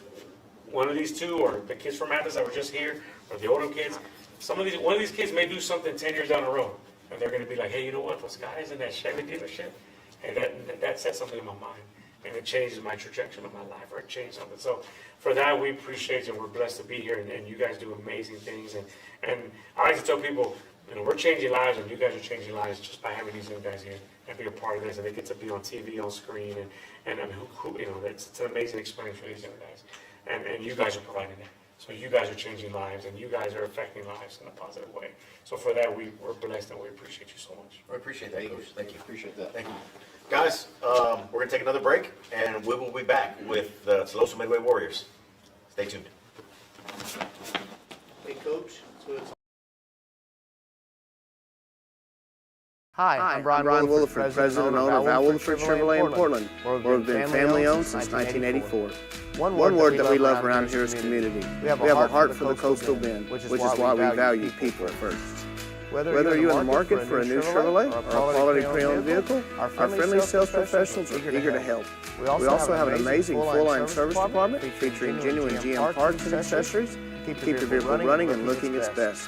Plus, for life's accidents, we have a fantastic collision center where we repair all makes and models and work with most insurance carriers. Remember, when you buy from us, we're not looking for a one-time sale. We look forward to building a relationship together for years to come. Thank you, and we invite you to join the Al Williford Chevrolet family.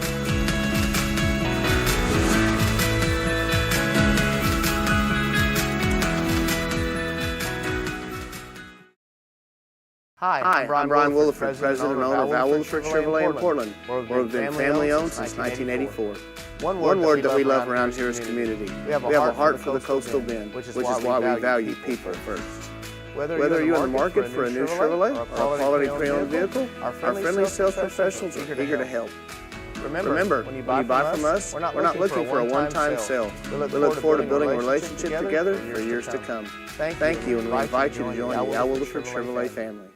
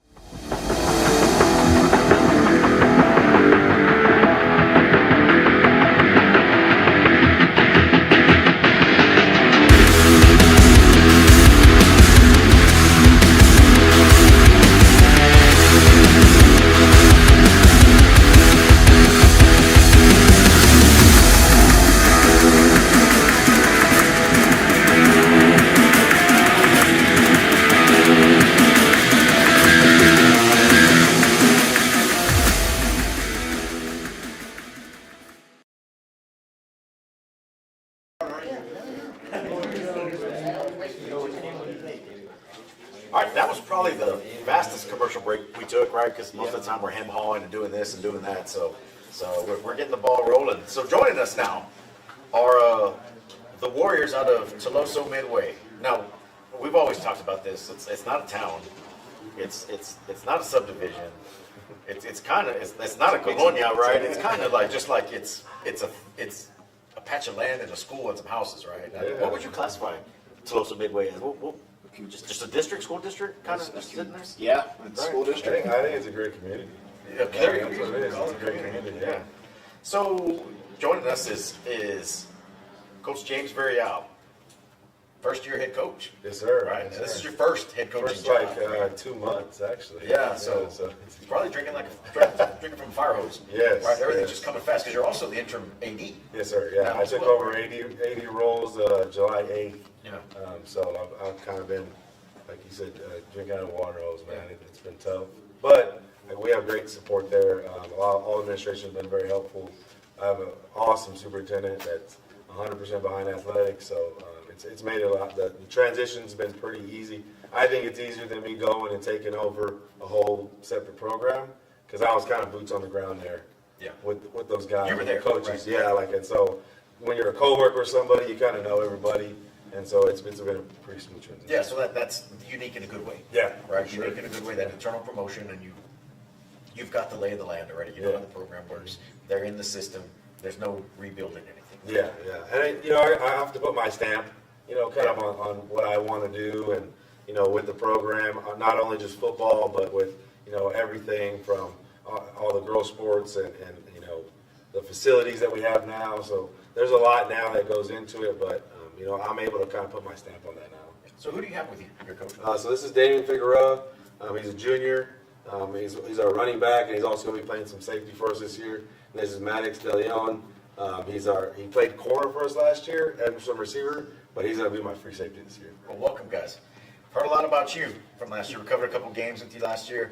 I don't think you quite got a helmet sticker yet, but we were keeping track. You kind of broke on the scene last year, right? Very good season. Very good first season. Yes, sir. What was that like? Shocking, and I didn't know I could do that. I was surprised with myself. Yeah. I worked hard for it. Good. Like I said, a very impressive first season. I think you had over 1,300 yards running. About 1,400. Yeah. And then I don't remember the touchdown count, but you had a very 50. Oh, right off the dome, right? So you guys finished 8-3 last year, 4-2 in district, by district finalists. Right. You got 21 lettermen gone, 21 coming back, 25 gone, 7 starters back on offense, 5 on defense. Yeah.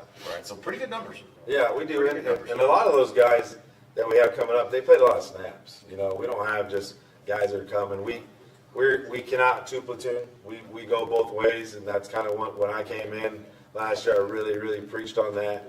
Something that my past places I've had success is we had kids going both ways. Even at the 5A level. So we're real big on kids going both ways.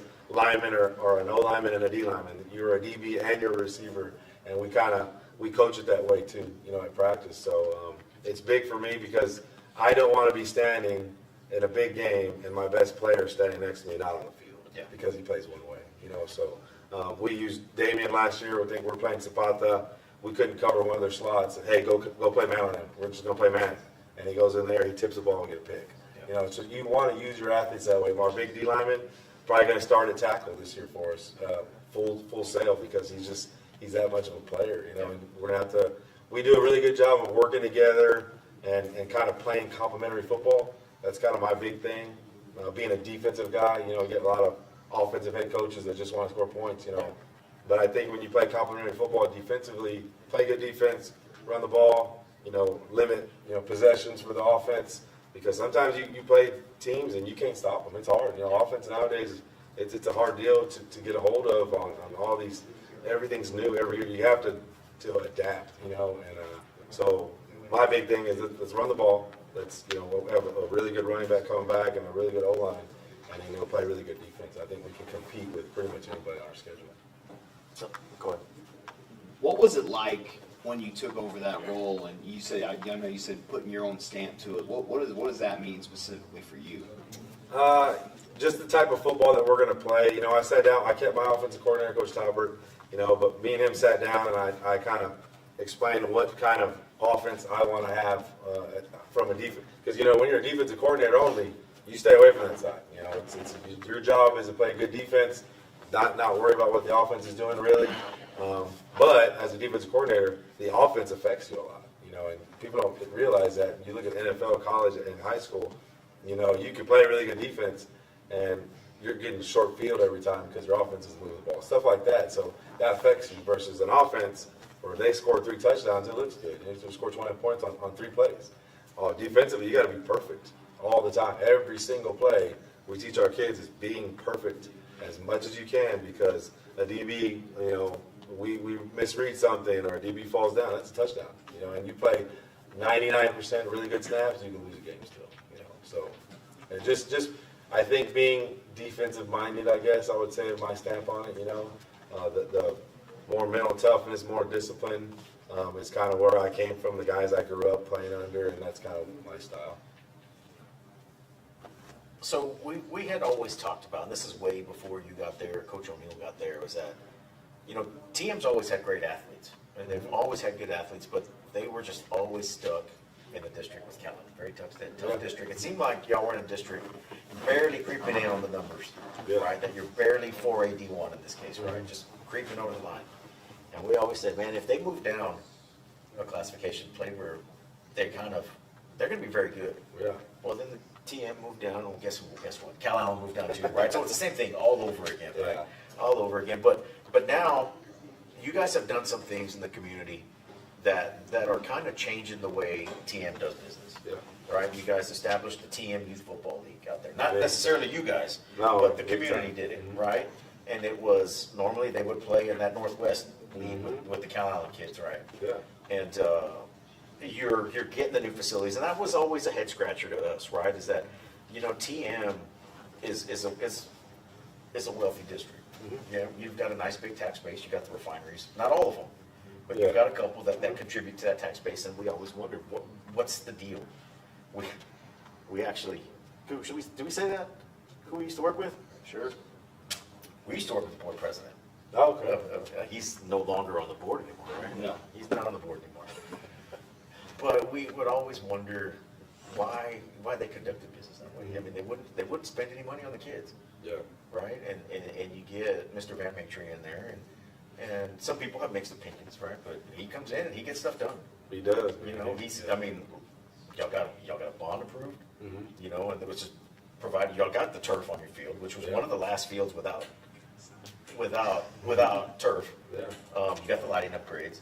You've got the stadium renovations. Y'all had the dome. I think y'all were the first district with an indoor facility with a dome. Yeah, with the FIBA, yeah. So, you're and slowly now you got this bond passed, and now you're getting more facilities, right? Yes. Which, we've talked about it all the time. We're probably at ground zero as far as where the arms race goes in facilities out here in the coastal bend with Gregory Portland, right? Yeah. It is an arms race now, Oh, man. right? And if you want to attract kids, if you want to attract people to the community, you have to have all the bells and whistles. And it seems like that y'all are finally getting that. Yeah. How does that feel to you guys as players? I know, with me, when I got there my freshman year, it was just we just had the dome and we still had the grass field. And then my sophomore year, I remember just going on that field and just practicing on it, knowing, I'm the first players to get on this field. And I think all of him, Van Maketree, I think he's the one that really started spending that money, like I was saying. So, yeah. And what about you? David, as a player, how does that make you feel? That you're like, hey man, finally, Yeah, I heard about it, the field getting redone and everything, and now I can't stay off of it. Now I jump the gate just to get in the field. And don't get hurt. Yeah. Don't get hurt. It's just amazing all the stuff that's happening with TM. Yeah. Mr. Van Maketree, great man. And it's not just the football facilities, right? Y'all are getting baseball, the softball field, baseball field got So it's a really cool deal. When we passed the bond, they filled the first time, and then we redid it. We went out and found people that helped us to get that thing passed to the community and explained to people how we were getting it done. And so, a really cool thing about the baseball story is Mr. Venture actually called all our seniors and asked them, we can try to get this done before your season, and you can play on turf your senior season, or it could go bad, and you know how construction is, bad. And he let them kind of vote on it, senior softball, baseball, and they voted yes, let's do it. And they finished the field in 77 days, I believe. Wow. And I think we practice here, and I think we borrowed some fields in Portland and around surrounding areas to kind of get the first couple of days of baseball. But we had a big ceremony out there for the first baseball game, and it's not just that. We're about to do our whole natatorium. We have an natatorium. You've always had great swim program. Coach Allen does an amazing job. She's been around forever doing that and done a great job for a long time. State champs, and because we invested in that, And so you see when you invest in the swim has been invested in. We're really good at it. Yep. We're invested in baseball and football now. I think you can see kind of the momentum that we have. And that'll be done. The natatorium fully. It had AC now. It didn't have AC.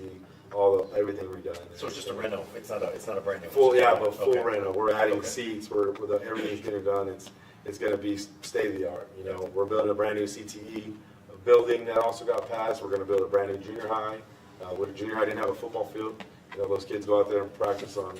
They're getting the football field now, junior high? Yes, Oh, yeah. good. We're in the process of buying the land and getting all that stuff done. You know, that'll be a fun process to give those kids a track and a football. We don't have that. Yeah. And like you said, the biggest thing to me, like the TMYFL, you know, that vertical alignment coming through the program as a kid, wanting to be a warrior. We had, you know, the community pep rally last night. They were the first ones came out. Our TMYFL cheerleaders and our kids, brand new jerseys. They look sharp, and they're excited about being warriors. We go out there on Saturdays after we're prepping. We'll go watch their games. They play on our field. You know, that 12 league that they have. They play on our fields. So it's exciting. That you need that. And any small community that you know has good football or athletics has great youth programs. You know. I can tell you right now, my buddy is the head, I guess, director of the TM YFL. Eric. Yeah. Eric talks about all the time, man. They're excited. He showed me pictures the other day of the jerseys and the balls they ordered for this year, and he said that it's going to be one of the best youth football programs around here, right? And we've always talked. I said, man, dude, TM's just a couple bells and whistles away from being able to retain that talent. It's always kind of drifted outside to other schools, and I think you're finally seeing it, right? And when they build facilities like this for the kids, man, and you get that like town sense, right? Yes, exactly. Because TM was different, man. It wasn't really. It never really felt like a town, right? Mm-hmm. Like Sinton or Portland and things like that. You're able to retain your talent and get people excited, and they want, hey, I want to be a warrior, right? And you know, for these guys, like I know that Cal Allen rivalry's got to be up there on your mind. You grew up with half those kids, because that dividing line is, I mean, it's basically within a street, right there, and you don't even realize house to house, it's house to house. So you know, that's something I'm excited for this year is the little brown jug. I'm telling you, and that was one of my big things when I first got there. Knowing that coming from Corpus, you know, I'm from South Texas, you know, so was to keep 10 kids in TM, and that was the thing. Me and, you know, Coach O'Neill, when I got there, we got to keep 10 kids in TM, and the only way to do that is through the youth programs, you know, through growing them into wanting to be warriors when they get older, you know, not having to go play in another league. I won't say the league they play in, they go play in that league, and they're telling them they want to be, you know. So that to me is, I think, looking just as an AD now, looking to the future, you know, I think that's going to help us down the road. Absolutely. So, before we go, a couple of things we want to hit on. 0-5 in the playoffs, right? 0-5 in the playoffs. Did the streak end this year? And we're not trying to give bulletin board material or anything. Like, it's not. It's just, it's a goal that you guys want to get, obviously, right? I mean, that was the shocker to me. Not the 0-5, but as long as the TM's been around, they've only been in the playoffs 5 times. Yeah. You know, that was the one that kind of shocked me. It blew me away too. Yeah. So and I think, man, you guys, I thought y'all broke it last year. Mm-hmm. You know, I thought y'all really had it. Y'all were going to make a little run there, but you know, things happen, right? I mean, it's football, right? Things happen, and it probably left a bad taste in your mouth, right? Yes. Right. So what can we expect out of the Warriors this season? And no bulletin board material, right? We're not trying to fire anybody up, gas anybody up, but just what do you guys think that y'all are able to accomplish this No, year? so I'm glad you touched on that, because that's something I use, and it's a motivation that I'm able to use even throughout the off season. You know, I tell the kids all the time, I told them this last year, like, there's not a lot of times in life that you get to make history. You can probably count on one hand how many times you've made history in your life, like real history, and that is right at their fingertips every year. You know, to be that first class, to leave your legacy, you're the first class to ever win a playoff game in your high school, ever, forever and ever. You're going to be that first class. You know, ultimately our first goal is to win a district championship. You know, we got a really good. I think we have a really good draw with our district. You know, we have some of the same teams we had. We picked up Far Valley View. Obviously, the big game with Cal Allen. You know, we're picked the top 2 right now. But another thing is we try to not focus on that. Obviously, we're you know, one game at a time. We have a pretty tough non-district, and we did that on purpose. I wanted to play teams like Alice and Carroll and London, because last year I felt like our non-district, you know, it didn't prepare us. We played that first Alice game and we're undefeated, and you could kind of see in our kids that was the first big game a lot of these guys have ever been a part of, and you could see like our stands are full. I mean, you know, Alice travels, they travel. And we're undefeated, they're undefeated, we're playing each other, it's a big game, middle of the season.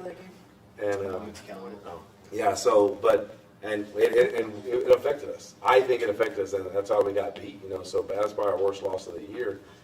Other games, like the other losses, Cal Allen, we were down. I think it was 3-0 going into the fourth quarter. Lavergne, we were at that one. Lavergne, it was 7-0 at half, and they returned the opening kickoff. So it should have really been hopefully 0-0, right?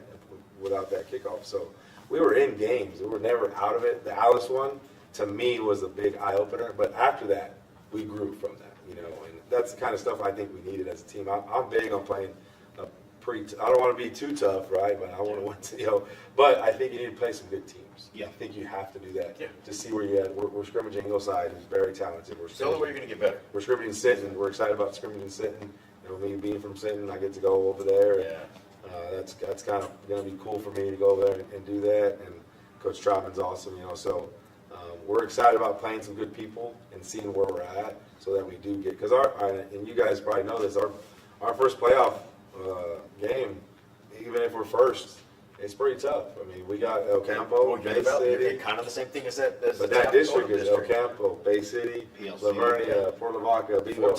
5 of them, I think, were like 2 rounds deep playoffs. All 5. Bay City's been fight for the region. Yeah, so we're up for the task, though. We're excited. We had a great offseason, and we won our first district track meet ever in the history of if you guys know, track is to me an extension of football. And we harp on that. Coach Talbert is our speed guy, our track coach. He does an awesome job. And I've almost taken a step back in our offseason in the speed department because he's so good. And I'm a huge believer you hire people that are smarter than you. So and he does a good job with our kids. We've gotten faster, and you see it from us winning the district championship in track. It's going to translate this year, right? You sure? Oh yeah. Yeah, we were just talking about that with Coach Riojas. Track's the foundation of all athletics, in my opinion.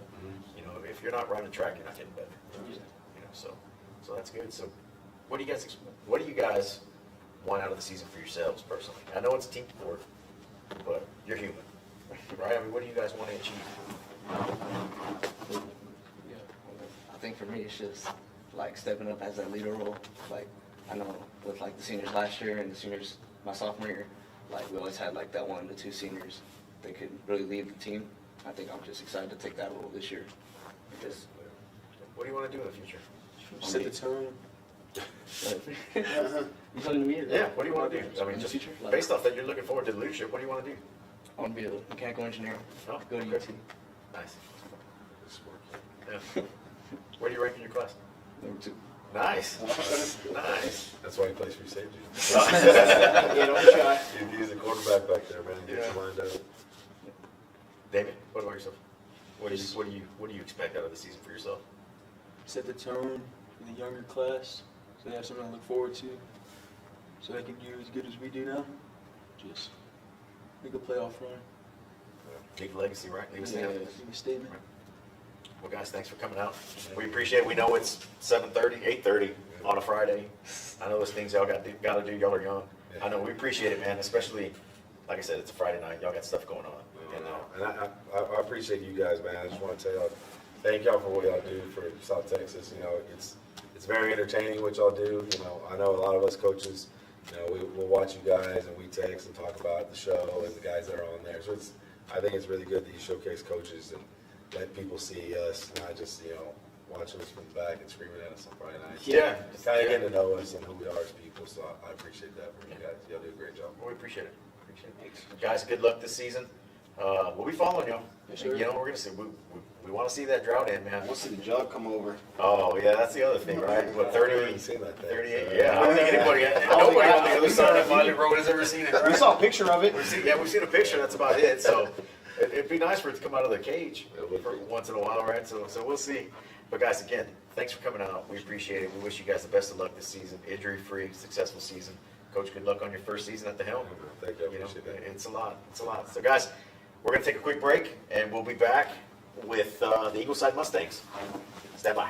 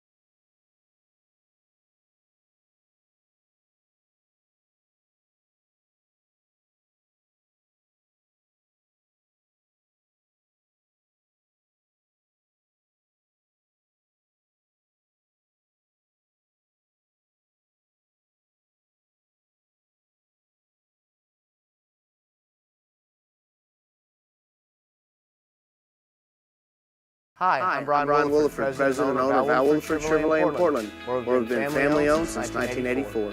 One word that we love around here is community. We have a heart for the Coastal Bend, which is why we value people first. Whether you're in the market for a new Chevrolet or a quality pre-owned vehicle, our friendly sales professionals are eager to help. We also have an amazing full-line service department featuring genuine GM parts and accessories to keep your vehicle running and looking its best. Plus, for life's accidents, we have a fantastic collision center where we repair all makes and models and work with most insurance carriers. Remember, when you buy from us, we're not looking for a one-time sale. We look forward to building a relationship together for years to come. Thank you, and we invite you to join the Al Williford Chevrolet family.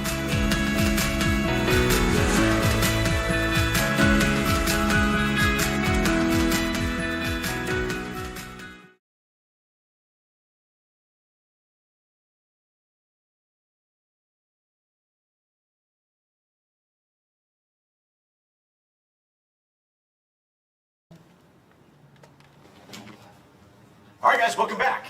And we're here rounding up the night with the Ingleside Mustangs. Coach Travis Christman's in his second year, right? Okay, man, I kept going through my hands like, man, is this his third year? Is this his second year? I was like, no way, it could have been his first year last year, but it was. It was very successful, definitely first season. So Spud had to punch out here for a little bit, so I've got a new wingman for this segment. Oh, again, the proprietor of this establishment. You love that word, don't you? I love that word, love man. it, right? It's cool. So we'll finish out this one with probably the best co-host that I've had in a while. Appreciate it. So the Mustangs coming off an 11-2 season, 3-1 district regional semifinalists, right? Yep. With the loss to Wimberley there in San Antonio. I was at that game, man. I thought, man, the way that game started. The way it started, man. Fireworks. But yeah, so y'all got 17 lettermen coming back, 11 lost, 7 starters. Good numbers. Yep. Good numbers. You lose some big pieces though. Yeah, Two no, big ones, definitely. right? Had some firepower between our big three. We graduated 72 touchdowns, so that's a lot. Yeah, and a state record, or national record holder, right? Co-national record holder. Yeah, so, man, that sucks. Like, coming from Little Ingleside, Texas. Yeah, no, That's we were awesome. we were so excited to be able to put Ingleside on the map like that. Yeah. It was definitely a joint effort. And everybody, you weren't paying attention because you were coaching at that game against Wimberley, but everybody, anytime y'all were inside the 20, the cameras started coming out because everybody wanted to get that record-breaking touchdown. Yeah, we tried to force it. Yeah, and it just, man, they you heard them because I was on both sides, right? Yeah. I was on the Wimberley sideline, I was on the Ingleside side, and you heard them. Yeah. He's not getting it. He's not getting it. He's not getting it. And man, that's unfortunate because it would have been nice. It would have been another feather in the hat of JC, man. No doubt. Great kid. So who do you have with you here today, Coach? Got Javi Solis, right here, number 13, and Sawyer Chalk, both seniors for us. Quarterback, wide receiver. You had a very good game against Sitten, I think. Did y'all play in Sitten? Yes, that's in Sitten. Yeah, so you had a very good game against Sitten. I want to say, and maybe it's just me being not going every one of your game, but I would say that was your breakout game. You had a very good game that season. You caught the ball a lot, made a lot of plays. They doubled up on JC very good that game. It freed you open a lot. So opportunities. You're looking forward to what you guys are going to do this season. So you're moving into the quarterback role, right? Big shoes to fill. Tell me about that. I mean, I don't really feel it. I mean, I feel it, but like I really don't, cause like me and her close, so like he's helping me out with it, like just give me like tips for stuff. Still big shoes to fill, right? I mean, for sure. So I'm an Odom guy, right? And when Michael Everett graduated, it was the same thing. You had a starter coming in who had never started before, and those are enormous shoes to fill. I mean, he was a Dave Campbell's Texas Player of the Year that year, senior year, won for kind of the same thing as Aiden. Yeah. You know, kind of the same accolades. They were trunking the ball around right and left, and that's tough, man. That's tough. So, but at the same time, man, it's time to make your own mark. Right? So it's time for you to excel. It gives you plenty of opportunities to excel, right? Well, they did a lot back then too. You know, remember they had Coach Peel. They ran that run and shoot. Yeah, I graduated in '94. Okay. And Peel's son was a quarterback, and you guys threw the ball all over the place. And y'all had the baddest running back ever played against. Bubba Jackson was a bad man. Bubba Jackson, I remember Bubba Jackson. So I played against Bubba my senior year. So yeah, we had a. Like I said, I'm an Odom guy. So we went 11-0 actually. We went 9-1 that season. We lost to Refugio in the rain. That game on a 2-point conversion, we lost 8-7. Wow. And that game we played in Ingleside, It came down to a behind-the-back catch by, I'm calling you out, Freddie, by Freddie Martinez. And it was just some circus-style catch that he went down the sideline, and that was a difference maker, man. But the district back then, I mean, it was just so different. I mean, you're an Ingleside guy. I don't know if you know that he's an Ingleside guy. Yes, I do. Yes, I do. So it was just, I mean, it was us, Ingleside, Sitten, Taft, Mathis, and we had Goliad in that district back then too. So and we didn't have Rockport. Rockport bumped back up. Okay, because we're Rockport my senior year. Yeah, because they had bumped back up. And we had West Osa as well. Yeah, and we had West Osa also. So there was a bunch of drag out, knuckle out fights, and a Ransom pass when Davenport was a Ransom pass. So what do you coming off a successful season like that? That's lightning in a bottle. Right? You walk right into that, and you're like, wow. Yep. Right. So now, how do you feel going into year 2? What do you feel like you have any additional pressure, or do you feel like, hey man, it's just business as usual out here? I mean, there's always additional pressure when you have a really successful season. I mean, it's the first time Ingleside's been able to be in the 3rd round in a decade. So you want that success, but you also want the pressure that comes with it. So you know, we're driven for it. We're excited for it. It's something that we want. We don't mind having a target on our back. That's okay. We don't mind being the underdog too. With what we graduated, I think that a lot of people would look at us as an underdog, but I'd rather scrap. I'd rather scrap that way too. Our guys know the expectations. Both of these guys work unbelievably hard as 2 leaders on our team, multiple leaders on our team.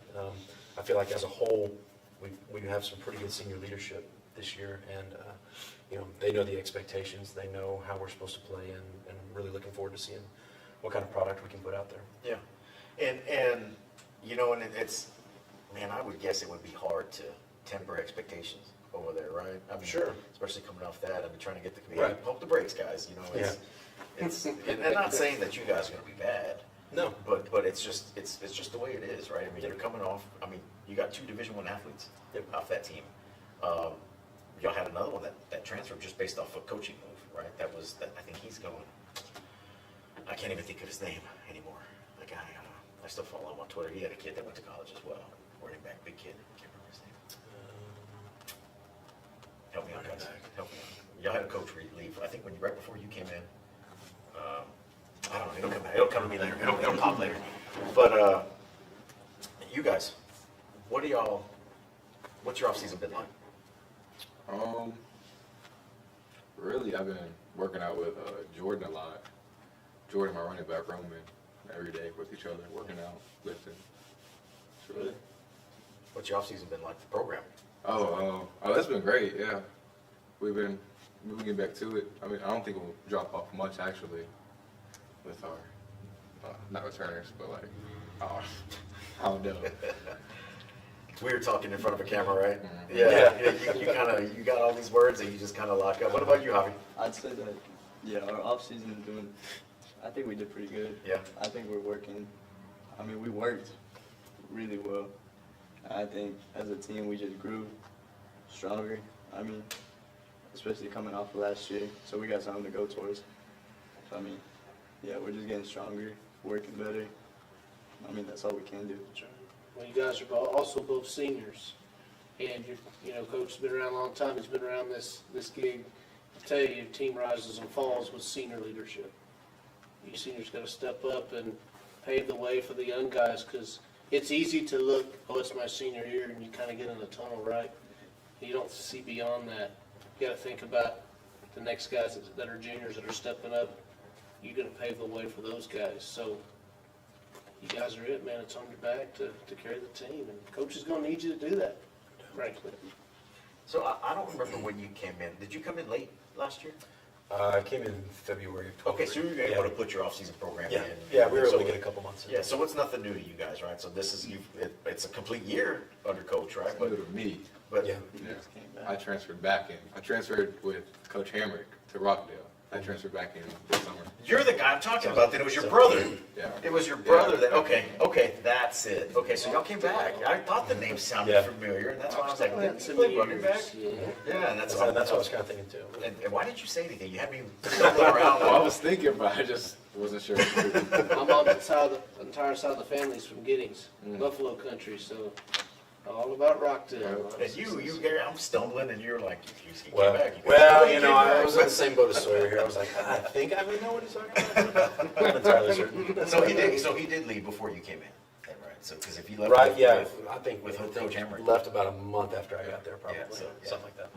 Yeah, so, man, so the last couple seasons, even before you got the Coach Hammers last year, y'all had very successful seasons. Y'all had a nice little run the last 4 years, right? So now it's up to you guys. Like Brian says, it's like now you got to leave your mark, right? You've got to leave your stamp on the program as seniors and move forward, keep that foundation building, right? So what are you guys looking to do? I really want to make it back to third round, see if we push even farther than that. So I truly think it's possible for us to do it again. Yeah. I mean, I think we could get a really good record this season, like we did last year. I'm pretty sure like we could go 3 rounds deep too. I mean, we're always pushing for that and more. So Man, that game. I think that's it.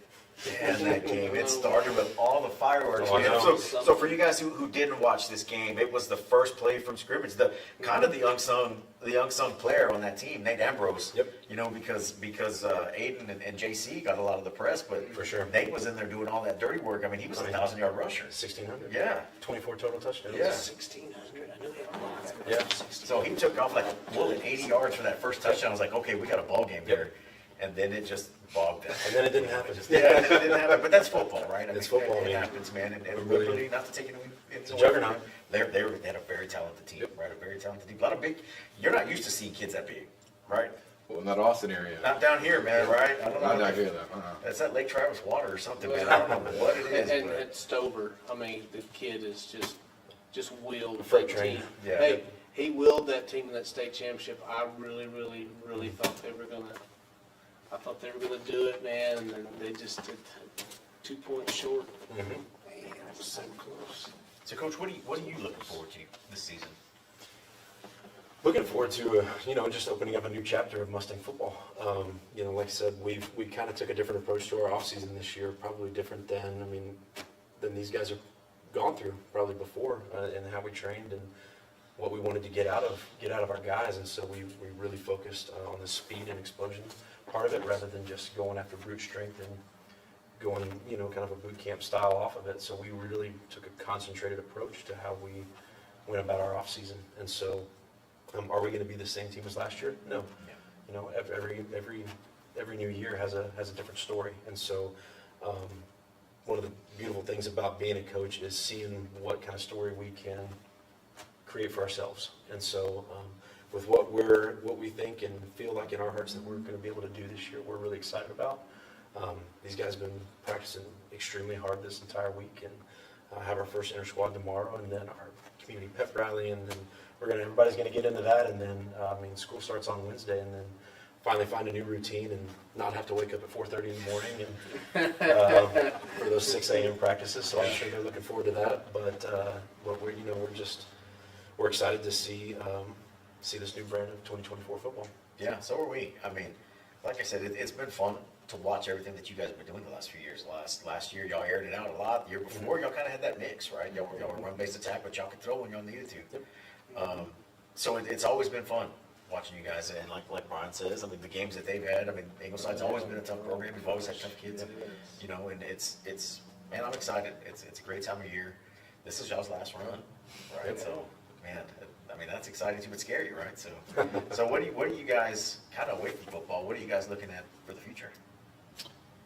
I want to go into like X-ray technician, that stuff. Okay. Medical field, yeah. Okay, nice. I'm trying to go into business law. Business law, huh? Wow, that's something. Trying to go for it for a long Oh, time. so where do you plan on going to school to get your undergrad? To my undergrad, It's a hot list. I'm taking dual credit classes here, so I'm stepping toward that. But university-wise, I'm trying to go to Baylor. Okay. Nice. Javi won't brag on it either, but Javi's got like a 102 GPA, like something like that. Man. So where do you rank? What's your ranking? I'm 8th in the class. 8th. Nice. Good for you, man. Nice. I appreciate it. What about you? Where do you want to end up? Uh, Well, X-ray tech. So I mean, you can stay here. You go to Delmar. They've got a great X-ray Really program, good. right? Program. They've got a great X-ray tech Yes. program, right? So yeah, man. Sounds like you guys got a plan. you know, because football's not going to last forever. You know, it doesn't get extended forever. Never does. Now, Wish it would. Now, let me ask you, if you know, you guys do have great seasons, and you get a Division III school calling, right? Because not everybody goes D1. Let's be realistic, right? The percentage of athletes that go to Division I college to play football are slim, almost slim to none, right? So, I mean, would you continue playing the game? Would you like to? Well, You had that opportunity. I already have D3, but. Okay, where to? Oh my gosh. I kind of forgot where I got it.